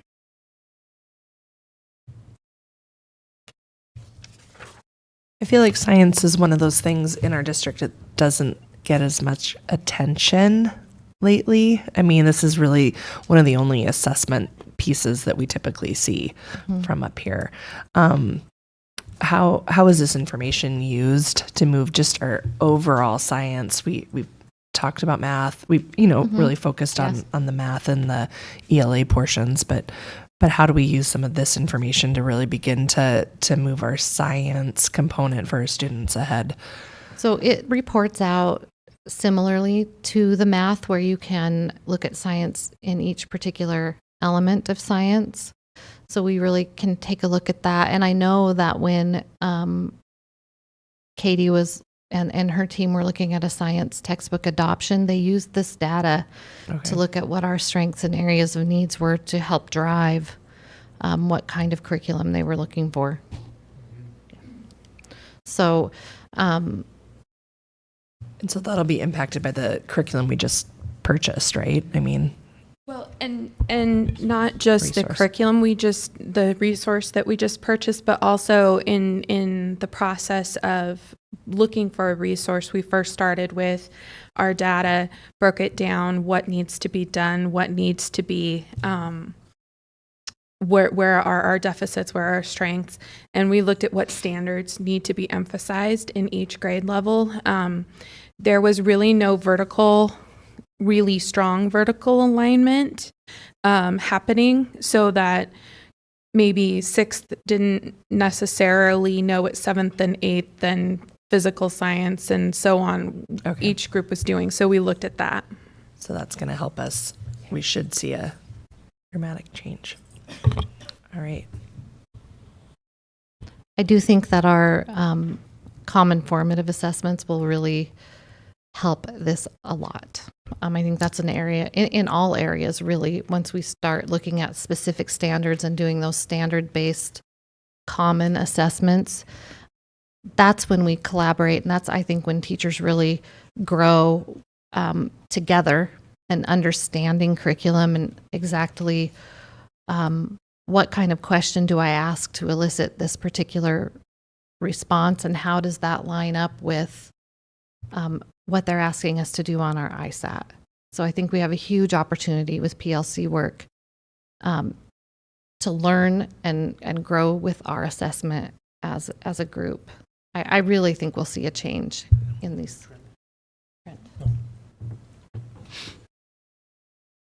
You know, as we look at the data, the ISAT, first of all, the state offers us some tremendous tools to use in order to help our students perform better on the ISATs, which we haven't utilized to their fullest potential in our district. That's something that we've discovered. So we want to change that. The state offers what they call interim assessments that are tied directly to the standards that ask the questions similar to how the ISAT asked the questions in the spring ISAT window. What we want to do is we want to utilize those interim assessments, which are tied directly to the standards in our curriculum, in order to help our students and our teachers know how are our students doing with understanding these particular standards, so that we can have an ongoing checkpoint, kind of a barometer, a measurement of how our students are doing. It also will give our students the opportunity to have multiple testing measures in order to be able to say, okay, let's take a look at it. But it also, we don't have to do it in like 60-minute time periods or anything like that. We can take one standard and we can assess that, so we can do it very quickly as well. So we have all these tools. We need to utilize these tools, which is what we want to do. We want to make sure that we utilize the tools effectively and efficiently so that our students are given the best opportunity. You know, the ISAT's kind of an interesting test as well, in the fact that from the student's perspective, it means very little, right? So we have to incentivize somehow. We've got to provide some incentive for that ISAT as well. I mean, as I looked at different students at the high school level who I know are very good students, they're going to do very well. They've been accepted to some really pretty prestigious colleges and universities, and some of those students, their ISAT tests aren't very good. Well, why is that? Well, For some of them, it's not all of them, but for some of them, it's a waste of their time.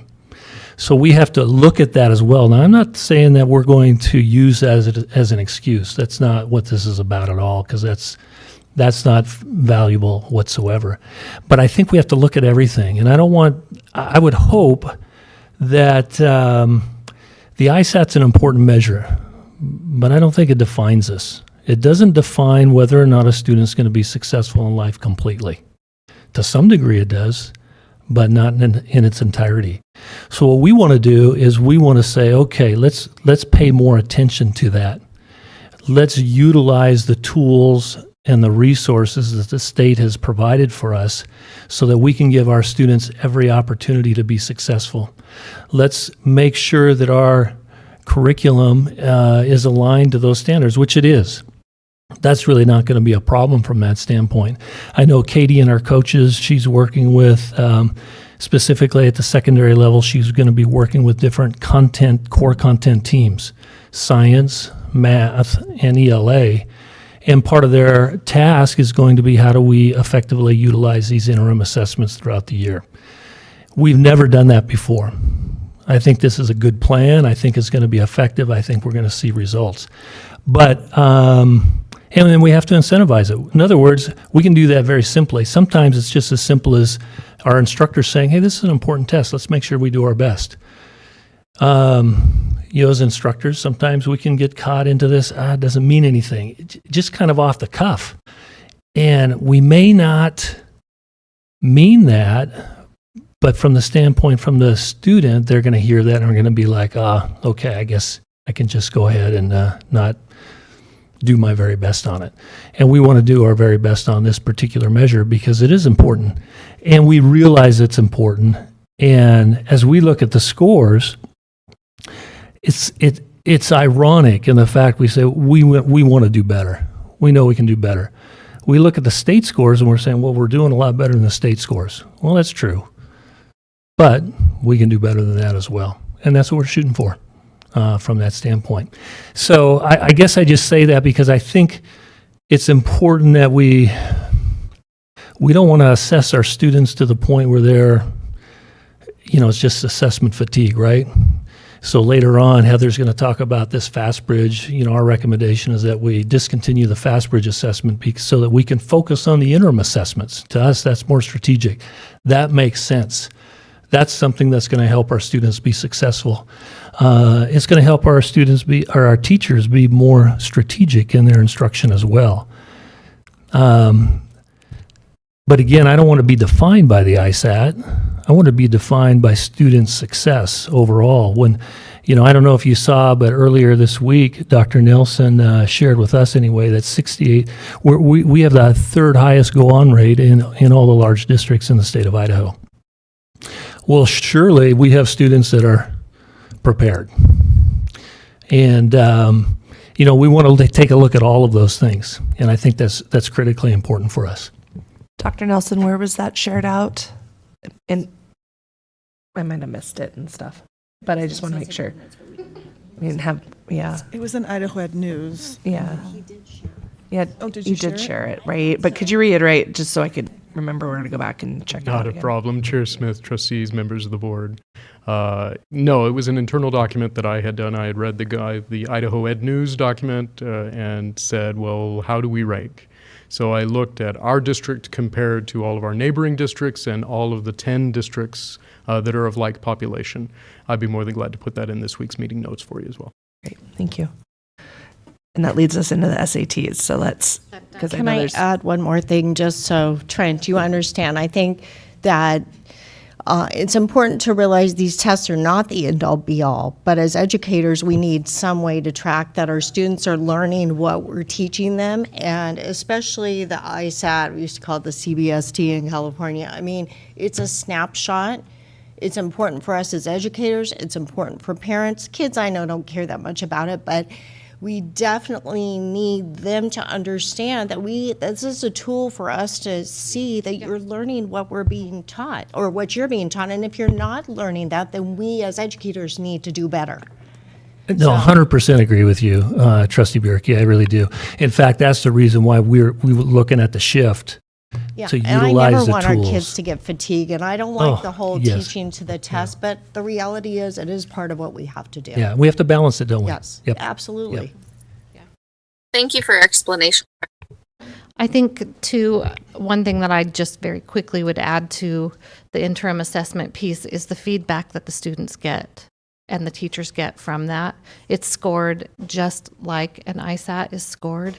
So they really can look at the rubrics and really break down how did this student score, how they scored, and what does yours look like in comparison. And I think anytime a kid can put theirs side by side with an exemplar, it really helps them understand what the next steps are. So I'm excited about that piece.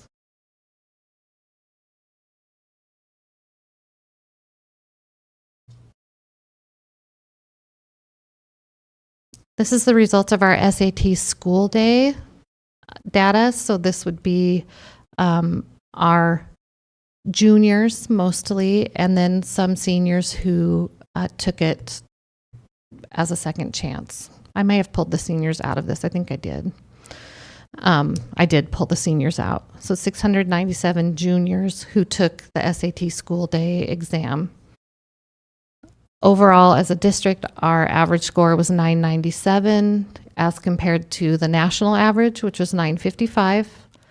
How many of those students met both the math and the reading at a proficient rate were 31. 37% met neither.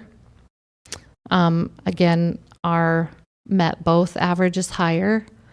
Our met neither is lower, which we want. Does that make sense, what I'm telling you? So 37% met neither the math or the language arts? met none. Oh, I'm sorry. You're correct. So Okay. no, we I just don't wanna want make that sure to I be was lower. understanding Yes. it. Right. Okay. Met none. Yeah. Okay. But in the nation, 47% met none. So our met none percentage, I know. Do you feel like I'm juggling? Yeah, I know. Who's on first a little bit, but it is, I mean, our percentile of students who met none is lower than the national average. So 47% of them met none. We only had 37% who met none. It's still relevant. It's irrelevant, and it's a statistical difference that's pretty big when you think about it. So I math. mean, one Go part ahead. that's, Yeah. that's not in the picture there, I think when you look at that maybe makes it even more of a noticeable difference is in Idaho, every kid's tested, right? And I think we're one Yes. of 2 or 3 states that Right. test every student with the SAT. Mm-hmm. And, certainly you have kids that are taking the SAT that have no intention of Right. This will be their utilizing one that and to done go because on. they They had know to. they're, Yeah. they're going to trade school or the military or those sorts of things. Right.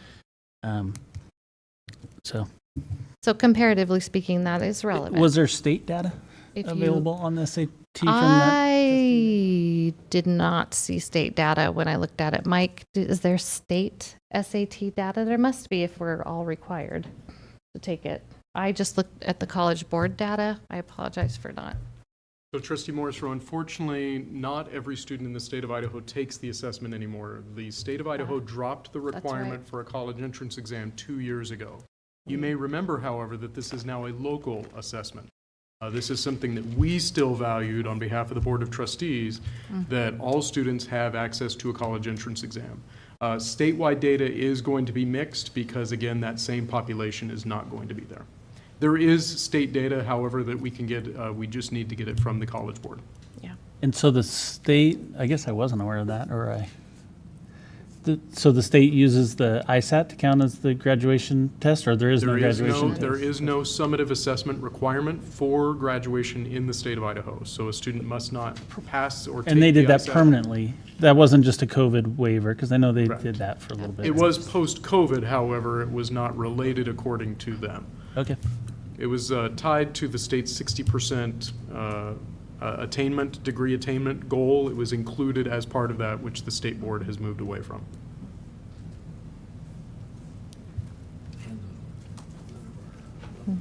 So we could find a state average, but again, I'm not quite sure what we would use that data for if it's not every student who took it.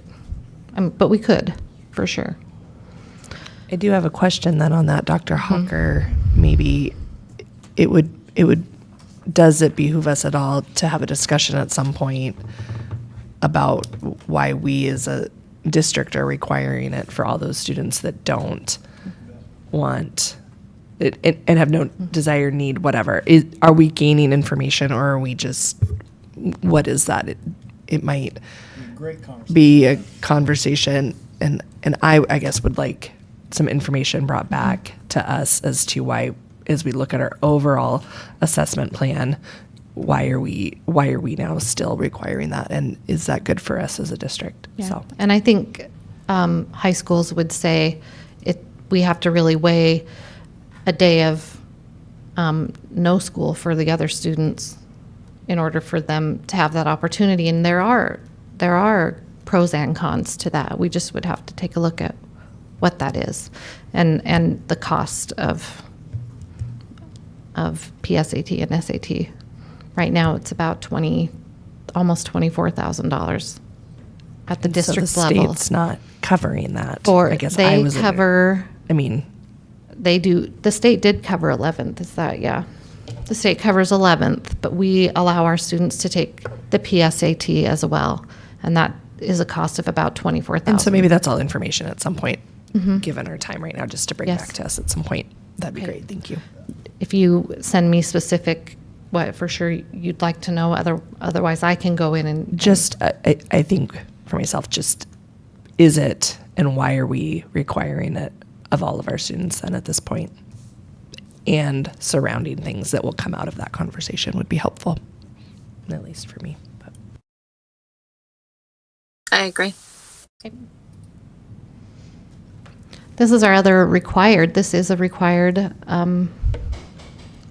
test, is our civics exam, and I just wanted to show you that we did change from 144 back to 100 because the law changed on that, and we were able to do that.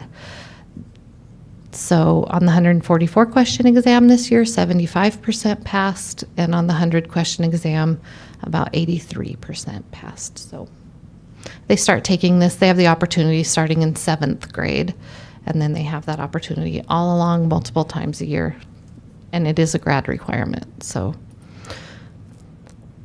fast bridge assessments, I'll try to make this quick for you. Here's our data.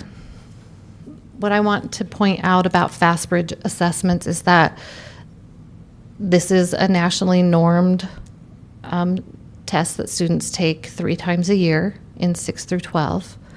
And however, students who are in an honors course, an AP course, or dually enrolled do not participate in this. So the data can be quite different from year to year depending on how many students are taking what. It even changes at semester time. So if a student took it in the fall and then in the winter they enrolled in an AP honors or dual enrolled class, then they won't take it and won't have data for that time period. So this one's a bit of a head scratcher sometimes with how reliable our data is or what we would actually do with that. We would really be looking at that more on an individual student basis, just because that's how we would track a kiddo and their success. And when we look at it as an entire cohort, it can be problematic when at times we have a good chunk of our kids who don't participate. So when I look at these scores at the 73 and 77th, 79th percentile, and we know that our honors AP and dual enrolled kids aren't participating, I think that sheds a different light on how successful kids are with it. So I just want to point that out. This is both reading and math.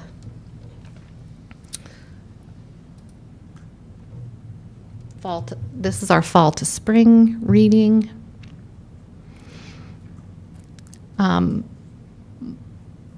we see a significant drop.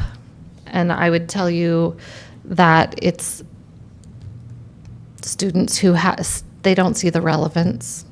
They just don't see why we would take this. This is our spring math. Heather. Yes, ma'am. Oh, sorry. No, go ahead. Spring 22 and spring 23 are the exact same. And there are some that is correct. I know that. Oh, so they are, so that is accurate, that they're exactly the same? They are. And I Interesting. do remember this from Okay. plugging the data in, thinking that's interesting. But yes, All right. it is correct. It's weird, but it's true. Fall to spring, I can tell you in looking at the data and just at the spreadsheet myself, just being curious about why does it look like this. Students who were proficient in the fall, some who even had an uptick in their scores in the winter, absolutely bottomed out in the spring, to where if I wasn't in the room when they took the exam, but if I were a guessing person or a wondering, it looks like in the springtime between all the other testing that we do, this just didn't seem important. There were students who really, my estimation is that their spring score wouldn't be valid. So that brings us to the why behind this FastBridge contract. It was about $45,000, a little less than that last year. Our quote for this year for our FastBridge contract is $55,000. We think that we can do better. We think we can do better by using our interim assessments that are tied directly to a standard that a teacher's teaching at the time, so that they can see in that moment in time what they're teaching, how are students learning, and they can use that to make some great instructional decisions. Why we used FastBridge in the first place was that it was a normed assessment that we could use for progress monitoring kids at the secondary level. We have another way to do that, K-8, with Ames Web. We need a way to still do that for our students who we suspect may need some extra intervention or may possibly have a specific learning disability that hasn't come to light until the high school level. What we'd like to use is STAR. STAR is, for those of you who have been around a while, really accelerated reader and accelerated math, if that makes sense to you. Yeah. That's been around for a long time, right? It's so much better than it used to be, I though. remember hearing about The Scantron cards of 30 years ago are gone now. It's actually much nicer. And we spent a little time, Brandy Johnson at Lake City High School and Chelsea Ferguson, one of our school psychs, one of our lead psychs, and I spent some time looking at this together, and all of us feel like it's such a heads above program than FastBridge. It gives us so much more specific information about a student. And it's about $10.50 per kiddo. What we'd like to ask is, could we purchase, there's a minimum number of licenses that would cost about $1,000 per high school. With some required training, that's $450. So for about $2,500, we could, through our MTSS process, find kids that need extra intervention and extra help, and we could use this program to progress monitor them. That's a lot of education speak, but we have students who our school psychs really need this to be able to do their job. And to help us help those kiddos. And so, Heather, do you need something actually from us to make that switch? I just want you to give me a thumbs up that we can not contract with Fastbridge again and move to this assessment, which hands down, in the opinion of those of us that work in this, it's a no-brainer. It really gets the kids who need it really what they need, and the other kids don't have to take another assessment that isn't relevant to them. And so the new STAR assessment, is that nationally normed? Yes. As well. Okay. So we can get national Yes. information. And that gets us that nationally normed piece at 9 through 12 because our Ames Web Plus ends in the 8th grade. So we would use that K-8. It would give psychologists some really good longitudinal data that they need.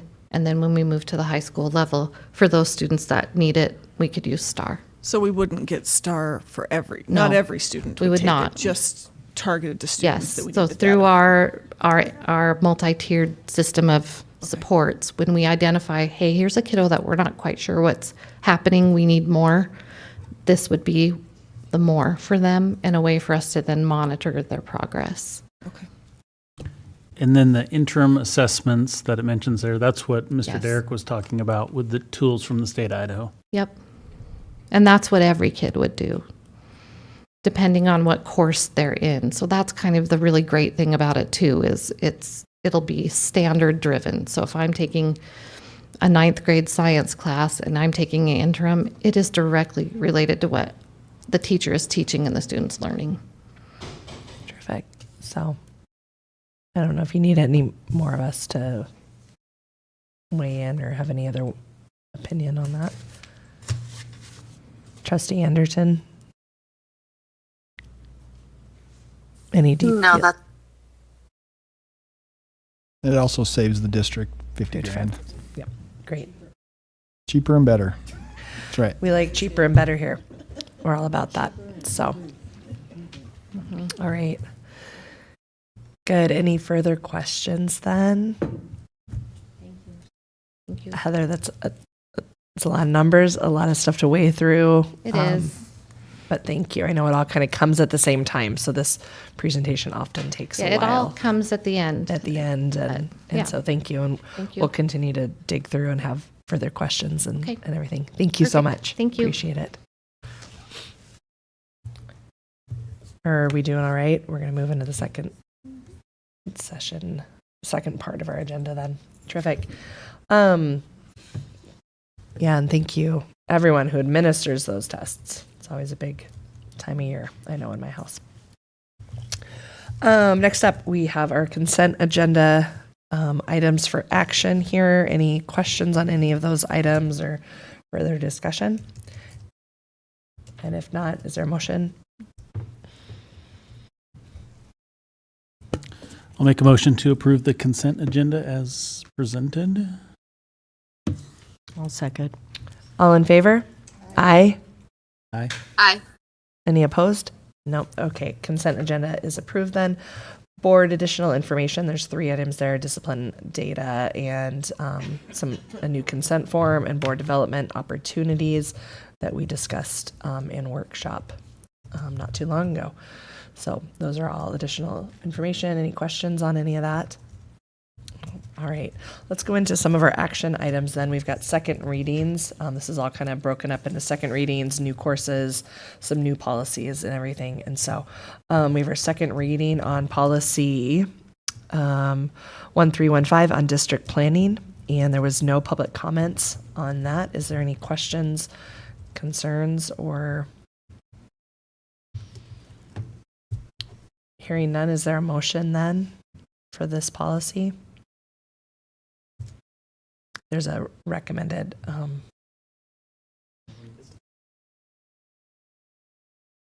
move to accept revised policy 1315 district planning no, it's already been in the public. You're right. It says advance it to the public comment period, but haven't we already? Just, I move to accept it. Move to Move accept to it. accept revised policy 1315 district planning. Great. Is there a second? Second. All in favor? Aye. Opposed? Aye. And that was an aye from Trustee Anderson. Great. Let's go into policy 3030. This is a required ISBA update. And so is there a motion? There is no public comment received on this. I'll move to approve policy 3030 dual enrollment as presented. Second. All in favor? Aye. Aye. Opposed? All right. Ally, Trustee Anderton? I said aye. Aye. Yeah. Great. All right. We're going to move on then to policy 3440, student fees, fines, and charges. This is an optional ISBA update for when students can be charged. There was no public comments received on this. Any discussion? Is there a motion? I'll move to accept revised policy 3440, student fees, fines, and charges. Second. All in favor? Aye. Aye. Aye. Opposed? All right. We're going to move on to policy 3525, immunization requirements. This is an ISBA recommended update and some language for clarity and consistency. There is no public comment received. Any discussion regarding this policy? All right. Is there a motion? I'll move to approve policy 3520 as presented. Or excuse me, 3525.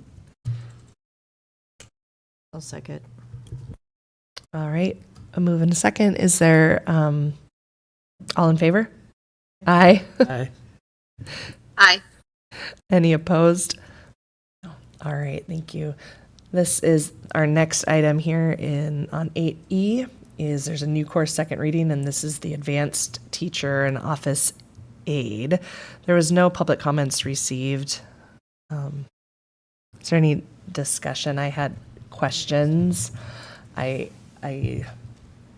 So can I ask one just to clarify, because I continually, every time this one comes around, and I know the importance of it to some people and that type of thing, but really students can get 4 credits for taking TAs or 3 credits. But by the time you take the first one and the second, you can get 3 credits. For the advanced TA, they can get 2 credits to count towards their graduation For requirements. advanced one, and so they can For do- the regular TA, Okay. they could get 1 credit. 1 semester is what they can have. So 3 credits. for 3 being a credits TA. if they took a TA and advanced TA. I guess you're right, yeah, on that.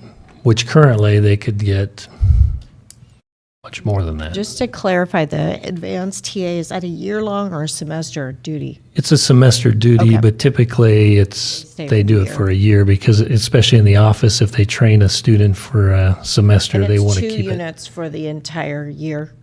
Okay, 2 credits for the entire credits. year. Yep. okay. Now, I do want to remind the board, this is a further restriction than we used to have. I know. I know. All right. Is there a motion or any further discussion? I'll move to approve the new course of advanced teacher office aide as presented. I'll second. All in favor? Aye. Opposed? Trustee Anderton? I said aye. Oh, okay. Sorry, we didn't. I think we're getting a delay here. All I think the right. connection cuts out sometimes, so we miss some of your comments. Yeah, thanks. That's okay. Thank you. Great. Let's. Same thing. All right. Let's go on to 8F, which is the second reading for Interactive Media 1. There was no public comments received. I'll move to approve the new course of Interactive Media 1 as presented. I'll second. All right. All in favor? Aye. Aye. Opposed? Great. Good. That worked. Great. All right. We're going to go into some first readings for new courses. And Ms. Groutman, if you'd like to present on these. Good evening, Chair Smith and trustees and Clerk Southwick and Superintendent Hawker.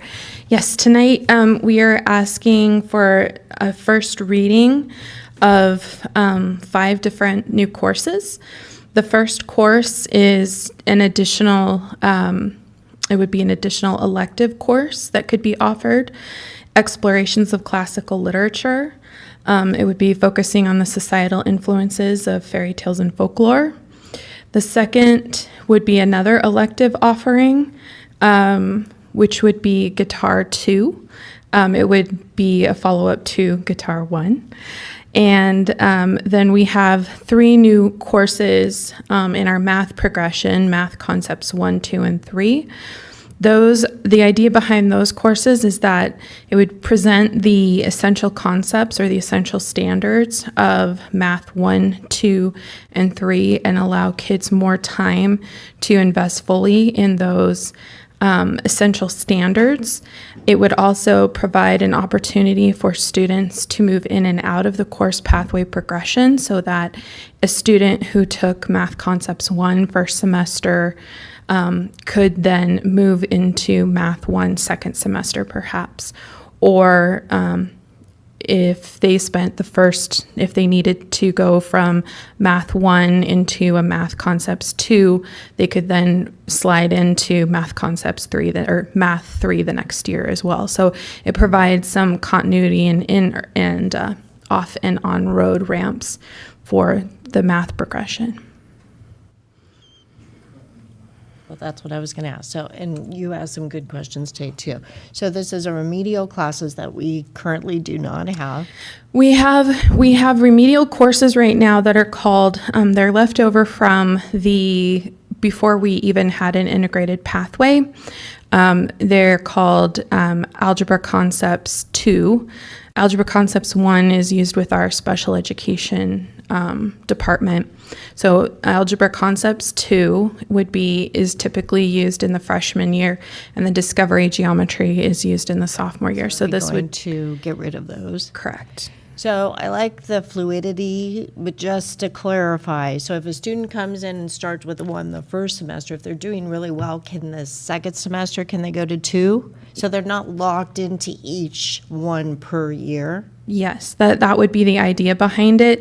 It will rely very significantly upon our high school teachers following the same scope and sequence between Math 1 and Math Concepts 1, so that if at least the same essential standards have been taught during the first semester, so that when you move into second semester, our students will be able to then move in seamlessly.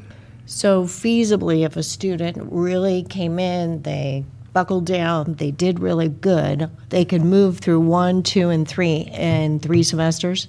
No, I'm sorry. So Math Concepts 1 is 2 semesters long. Okay. So let's say I'm an 8th grader who didn't do so well my 8th grade math year. My teacher recommends me for Math Concepts 1. I do exactly what you said. I buckle down. I learn all the essential concepts in Math Concepts 1. My teacher sees that in me and says, I think you're ready to move into Math 1 second semester.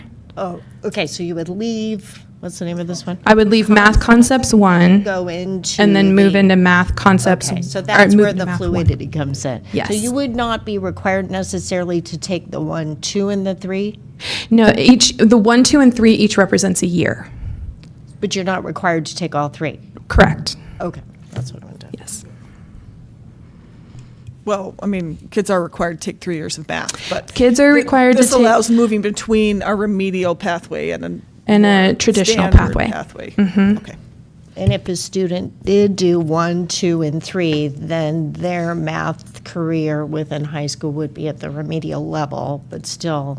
But still complete all of The Math 1, concepts. all of Math 2, and all of Math 3. So they would have, so if you took concepts for 2 semesters, that would fill the buckets needed for, it's called an algebra bucket, a geometry bucket. It gets a little bit confusing. But so if you took Math 1, it would fill both of the algebra buckets. Just want to make sure our students are leaving high school with a good, strong, even if math isn't their thing, a good, strong foundation, even if it's at a more basic level, which is fine. Are there any other questions? A couple questions on this one. So the current alternative path, I guess the Algebra 2 and the geometry course, are those meeting graduation requirements now? They are currently. Because they cover all the state standards that are required? They do not, to my knowledge, cover it. They're remnants, I guess you could say, from when we had a more traditional pathway of algebra, geometry, algebra 2, instead of the integrated pathway. And so the tie-in, they were never redone because they did not fit our current pathway. So this would be rectifying that. So I can't, it would be difficult to say that they meet every standard. So our graduation requirements, according to policy, is that a student take integrated math 1 or an algebra-based course that meets the high school algebra content standards. Correct. And integrated math 2 or the geometry-based course that meets those standards. Correct. And then a third year. And then 2 other credits of their choice. So will concepts 1 and concepts 2 meet those requirements? Yes, they would meet the essential standards for each of those content areas. Okay. Could you provide maybe a side-by-side for me or for us, or just provide me with the content standards for algebra, or for math 1, the current class, integrated math 1, and this one, so we can see what the difference are between the 2 courses? Do you want a side-by-side of the standards or the scope and sequence? Here's the difference. The standards are going to be kind of, it's like that raw data, like what does that actually mean? The scope and sequence is going to give you a little more of a feel for what it is they're learning. Does that make sense? So probably that, because if I see S2.4, which I think is what the standard's going to say, something like that, that's going to mean nothing to me. Right. That's kind of what I'm alluding to is that it might be more helpful to see it as a scope. And it doesn't have to be side by side, but if you could just send the integrated math 1, so I could look at that and find it easily. And I'm wondering, would your desire be then to send this, perhaps depending on the entirety of the board, send it out for the review? I'll work on that side by side, send it to you in the interim, and then it would come back and you would make your decision. Is that kind of what you're thinking? That's what I would be thinking, yes. Okay. I think to teach this at the beginning of school, we'd probably need to go ahead and send it out for public comment, right? This meeting. Correct. Yeah, okay. And I'll be honest, I met with Trent and Katie last week. I don't know, I have concerns on this one. To me, it seems like a lessening of standards for kids who are struggling a little bit to get them through math. And I don't love that idea. I understand we're doing it now, and maybe that's the way to get these students extra help, but is that why we're changing this? To lessen the standards? Well, I'm sure that's not the stated goal, but I mean, like I said, cover less content, right? The idea would be the reason that we would be changing this would be to rectify the fact that we never took care of the problem of the algebra concepts 2 and the discovery geometry issue.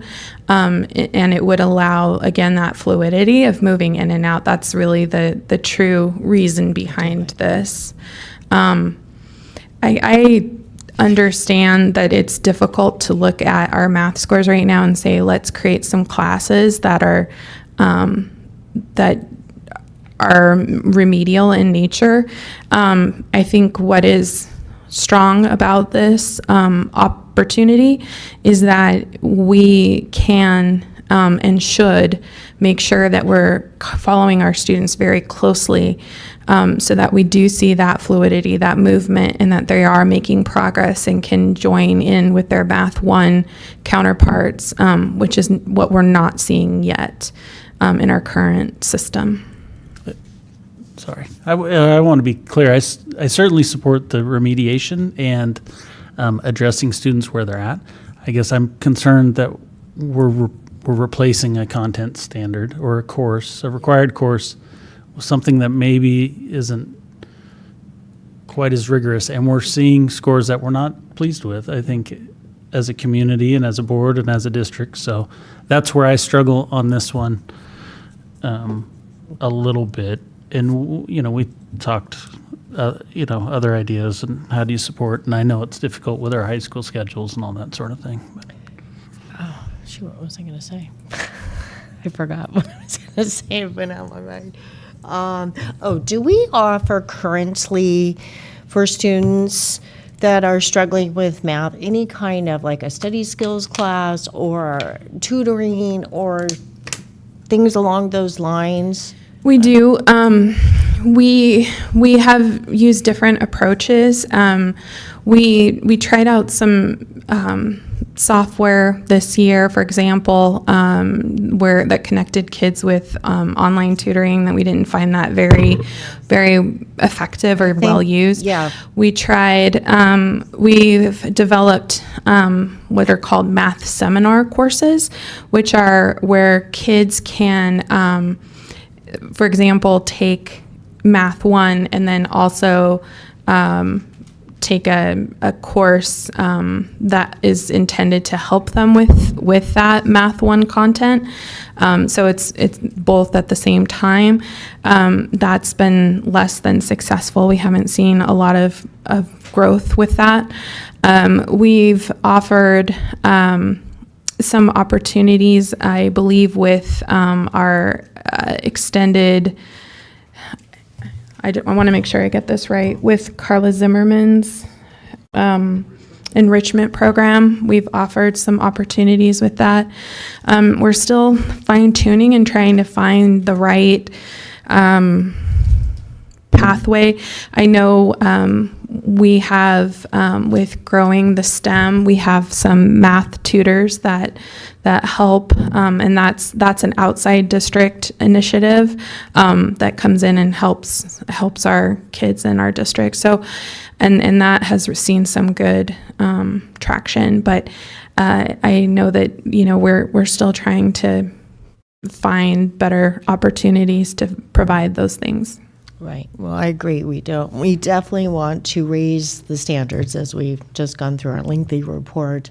But I do know that some students really struggle with math. Mm-hmm. And we do have to figure out a way to teach them so it meets their needs, but also so that they are coming out with a good foundation of math skills, albeit maybe it's not trig or whatever comes after that, but trigonometry and all that. But that, I mean, the quality has to be there. And I think Trustee Morrisroe, in our discussion, he mentioned the importance of looking at that third year, especially for career-related math courses and options. And I think that's another pathway that's important to continue exploring. Trent, did you want to speak? Well, I'm not sure if I want to, but Trustee Bierke and Trustee Morrisroe, yeah, there's no doubt. Currently we have about 70 students enrolled in that Algebra Concepts 2. So that tells us that we have students that have been identified by our middle schools that say, and they're probably not going to be successful. That's kind of, we take a hard look at those teacher recommendations. So we have a question. So what do we do with those students, right? Do we keep them in a more remedial course where they never have the mobility to be exposed to the curriculum that we want them to be exposed to, in that math, integrated math 1, integrated math 2, integrated math 3. So that sequence of curriculum. I don't think that's a good option. I don't think any of us want a student to feel like they're stuck. So Ideally, at least from my perspective, ideally, the best scenario is to not have a concepts class, and that is to put all those students into the integrated math sequence. It requires additional staffing. It requires some really significant training from the standpoint of team teaching. It could involve some very strong MTSS work that we'd have to do, RTI. We're not there yet. We're just not. I've seen this work. I think it's a really good step. I don't want us to stay there. I really don't. I think it's a step, though, to get us to where we want to be, and that is let's get these students in a situation where they're exposed to the same curriculum and the opportunity to be taught with different instructional strategies, a little different pacing, in order to be able to help them understand and be proficient in those standards, and give them the mobility. Our goal is to move as many students out of those concept classes as we can throughout the year. And then obviously, I know Dr. Nelson and we've talked about how do we look at the middle school level and decrease that number of students that isn't prepared for those integrated math or integrated math sequence as well. So it's a complex issue, there's no doubt. I have a question. So currently, a student would take Algebra 2, something. Algebra Concepts 2. Algebra Concepts 2 and Discovery Geometry. Under this new system, they would take Integrated Math 1 and Integrated Math 2, and then a third year of their choice, right? Because that's the current system as well. They would take Concepts, excuse me. They could take Integrated Concepts 1. They could move into Math 2, but yes, it could be like that.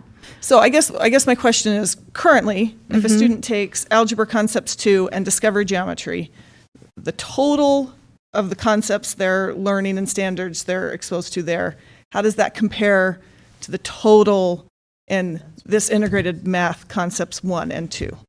I guess I'm asking, how does what we're doing now compare to this? Yeah, the issue, so the issue is that our previous curriculum documents for Discovery Geometry and for Algebra Concepts 2, I called them remnants because they're rather old, and so those documents haven't seen the light of day, and they'd be rather dusty in terms of updating them to current standards, and so it's a little bit of an apples and oranges situation. I'm not sure if they even used, when they were originally written, that they even used the same standards that we have today. I guess the core of my question is, if we have students taking those two classes now, are they currently learning more math than students would learn taking Integrated Math Concepts 1 and Integrated Math Concepts 2? Or is it a similar amount of math between the two sets of classes? And I understand that apples and oranges, yeah. I could work on anything I say right now would just be off the cuff and wouldn't be a very good answer for you. I could work on creating a better answer for you. I guess my question is this a step in the right direction? I think it's a step in getting our kids more closely aligned to what's actually being taught in Integrated Math 1 and 2.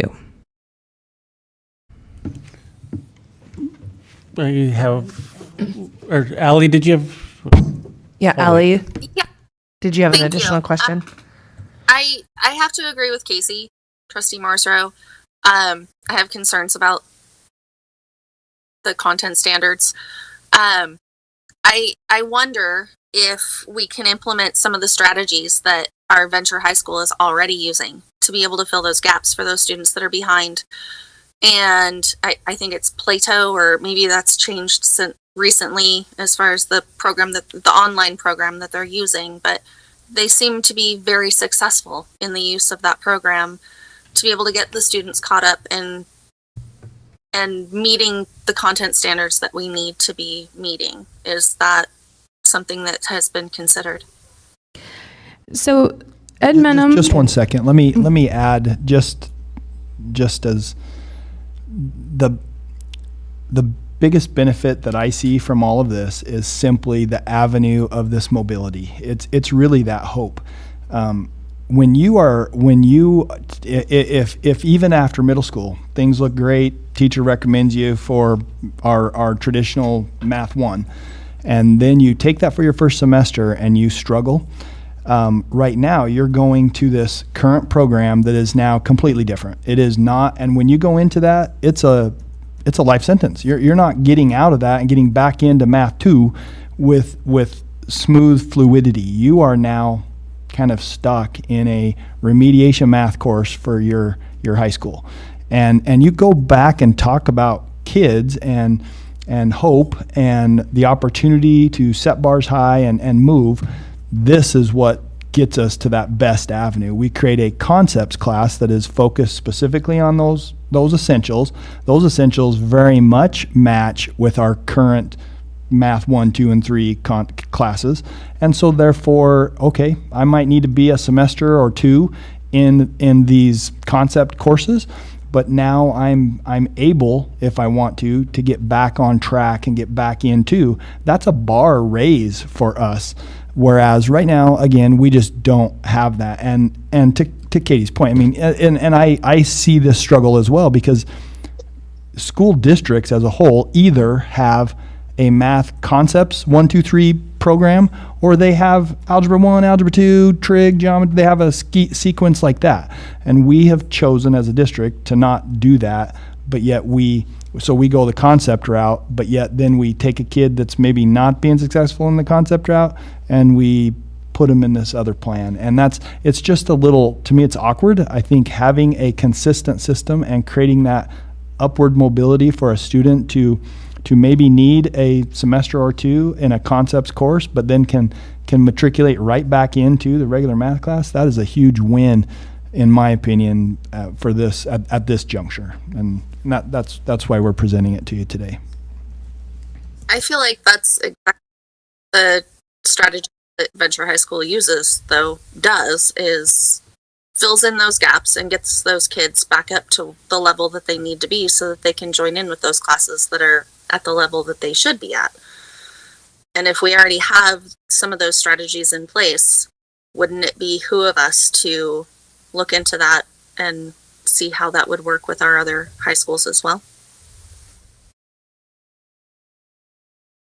Yes, I think the idea that we would be filling the gaps that kids have is going to be essential, regardless, because even if a student is placed, let's say, in Math 1, they very well could still have some gaps in learning that need to be addressed. So I think that's always an important thing that we need to address in our instruction.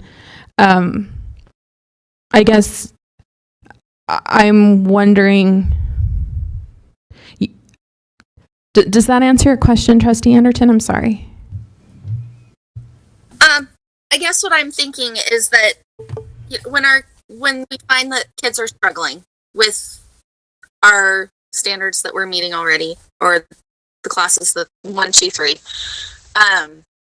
if we pull them aside and add these Plato classes on their own time or in place of, to be able to get them caught up and even ahead, and then have them integrate back into the Math 1, 2, 3, it seems like a more efficient way of getting them to where they want to be, where we need them to be. So Plato or Edmentum is a software program that can be used in different ways. My understanding is that at Venture, that it's, what's that? Edmentum. Right. They use it as a tool for instruction, but they don't. My understanding is that they don't use it in. I guess that would. They don't use it in replacement of an entire course unless there is some significant need for that. Is that your understanding as well? Trustee Anderton, this is Trent Derrick again here. When we look at venture, part of the issue of why they can be successful is the trimester system that helps them out, so they have a little bit longer period that they can work on. But the big issue is when we're looking at a remediation piece, and if we have a student in a regular integrated Math 1 class and then ask them to supplement that learning with Play-Doh, we're already dealing with a student that's struggling. And then if we have the same pace of our students that are in their regular track, and then they have to supplement it with the Edmentum and the Play-Doh, that's where we find the difficulty. So the value of the concepts classes is that we can take those standards, and again, like you're saying, is we can deliver the instruction a little bit differently, and we could perhaps use some Play-Doh to supplement in those classes because the pacing is slightly different.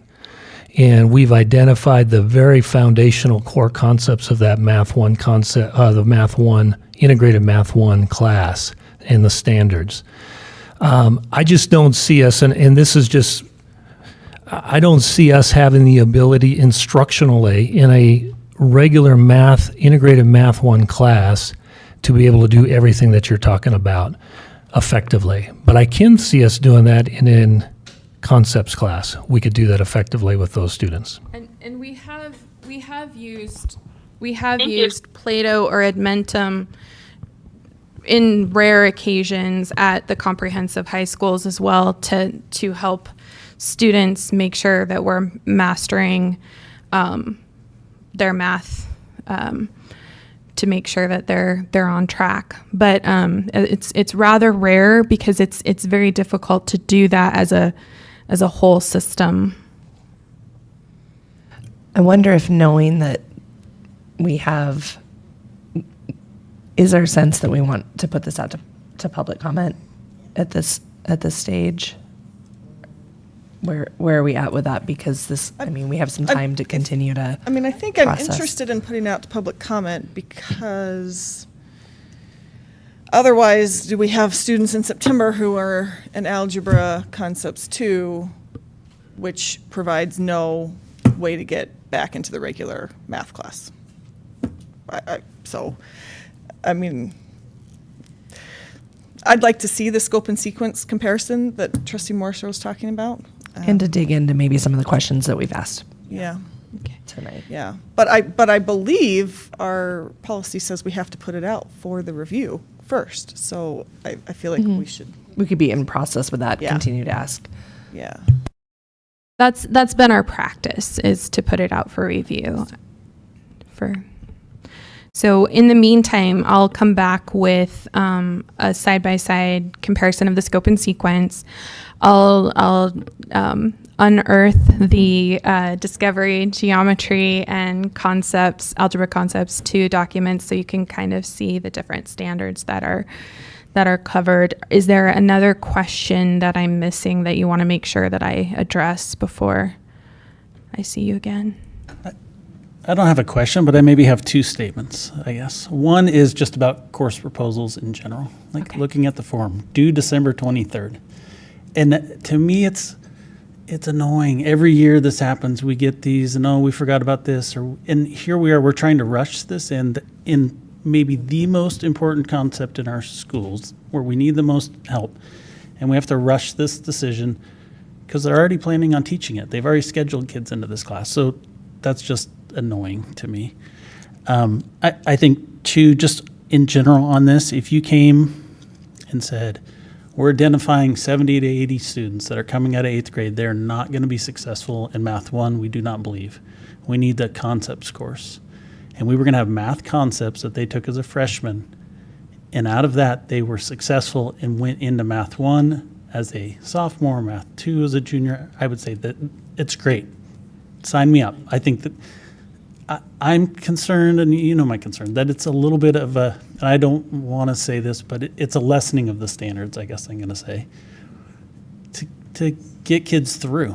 It's participation trophy a little bit-ish to me. You don't And like so that there's I- a whole series of concepts. I don't like classes. that it, I mean, no one's ever going to take math concepts 3, because if these kids are struggling in math, they're going to be done with it. They're going to take math 1 concepts and math 2 concepts, and then they're going to take some sort of, yeah, they need those 2 years plus 2 of their choice. So if there's, sports statistics, which is a math class, or there's, math and construction, or math and finance. engineering, or whatever it is, they're going to take those. So I don't really see a need for the concepts 3 personally, but I'm not in the buildings. We don't have it currently, but I get what we're trying to do. But I just worry we're replacing a class. We're lessening what we expect the kids to know, when, in my opinion, we should be asking more. I think that's part of our problem in math. But I agree support with- moving forward for the month, and I just need more time to think about it, and I'd like to see those scope and sequences. Absolutely. And I do apologize for the timeline. I know that it's I know it's not you. difficult.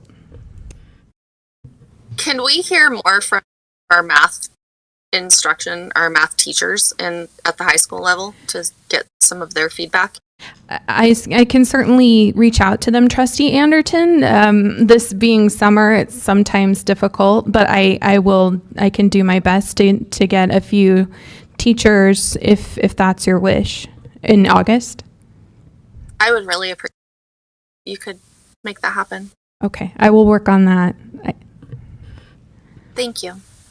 Can we, oh, sorry. Oh, go ahead. I was just going to say, I like the idea of, so as not, again, that's my concern as well, lessening the standards. Perhaps having the math one, and that's the year to try to catch up, and then with the goal being to try to slide our students into the proper math courses. So is that something you could look at as well and delve into more than this first? Yeah, there's no reading? doubt we can look into that. At the opposite end, we've talked about before, the value of having a third-year math class that has some maybe greater relevancy. Those students wouldn't have that opportunity to take that class. So unless they took a 4th year of math, which they may not.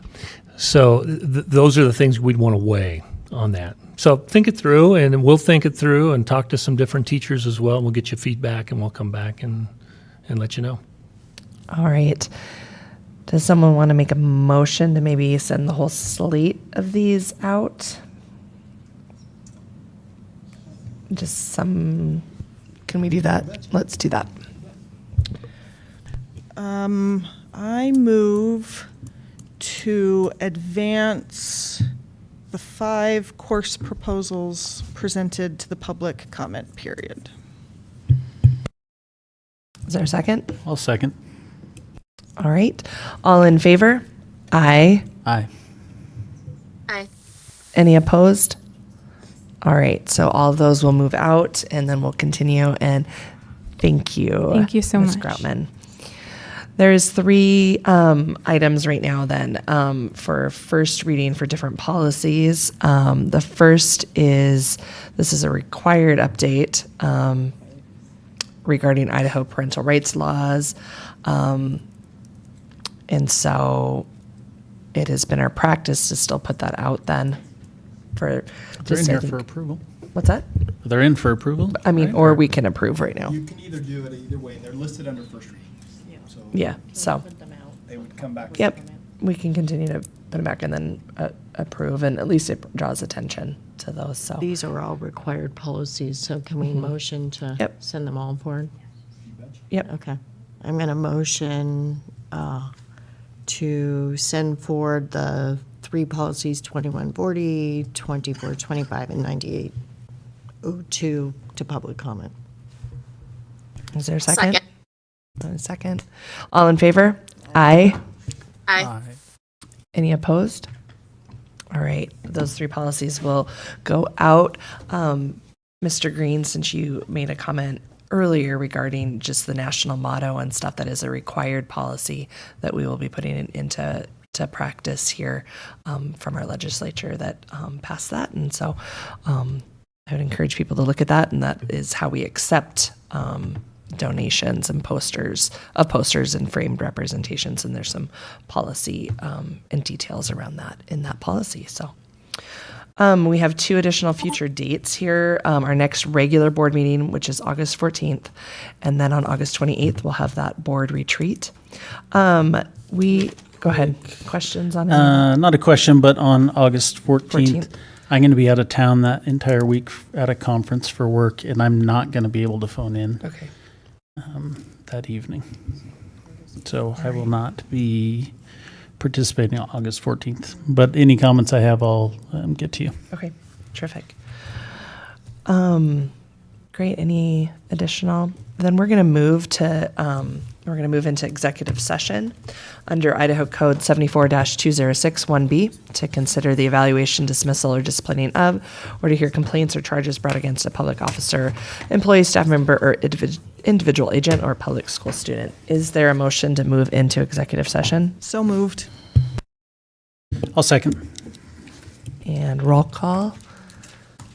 Trustee Smith. Yes. Trustee Morrisville. Yes. Trustee Bierke. Yes. Trustee Tenbrink. Yes. Trustee Anderson. Yes. We're going to just bring her in on. All right, yeah. And we'll get you all hooked up here in a second, Trustee Anderton. Thank you to everyone who's joined us this evening. We appreciate it. And we will, yes, we will take a bio break and get everyone in here. All right, and we are motion for action following executive session. All right, thank you.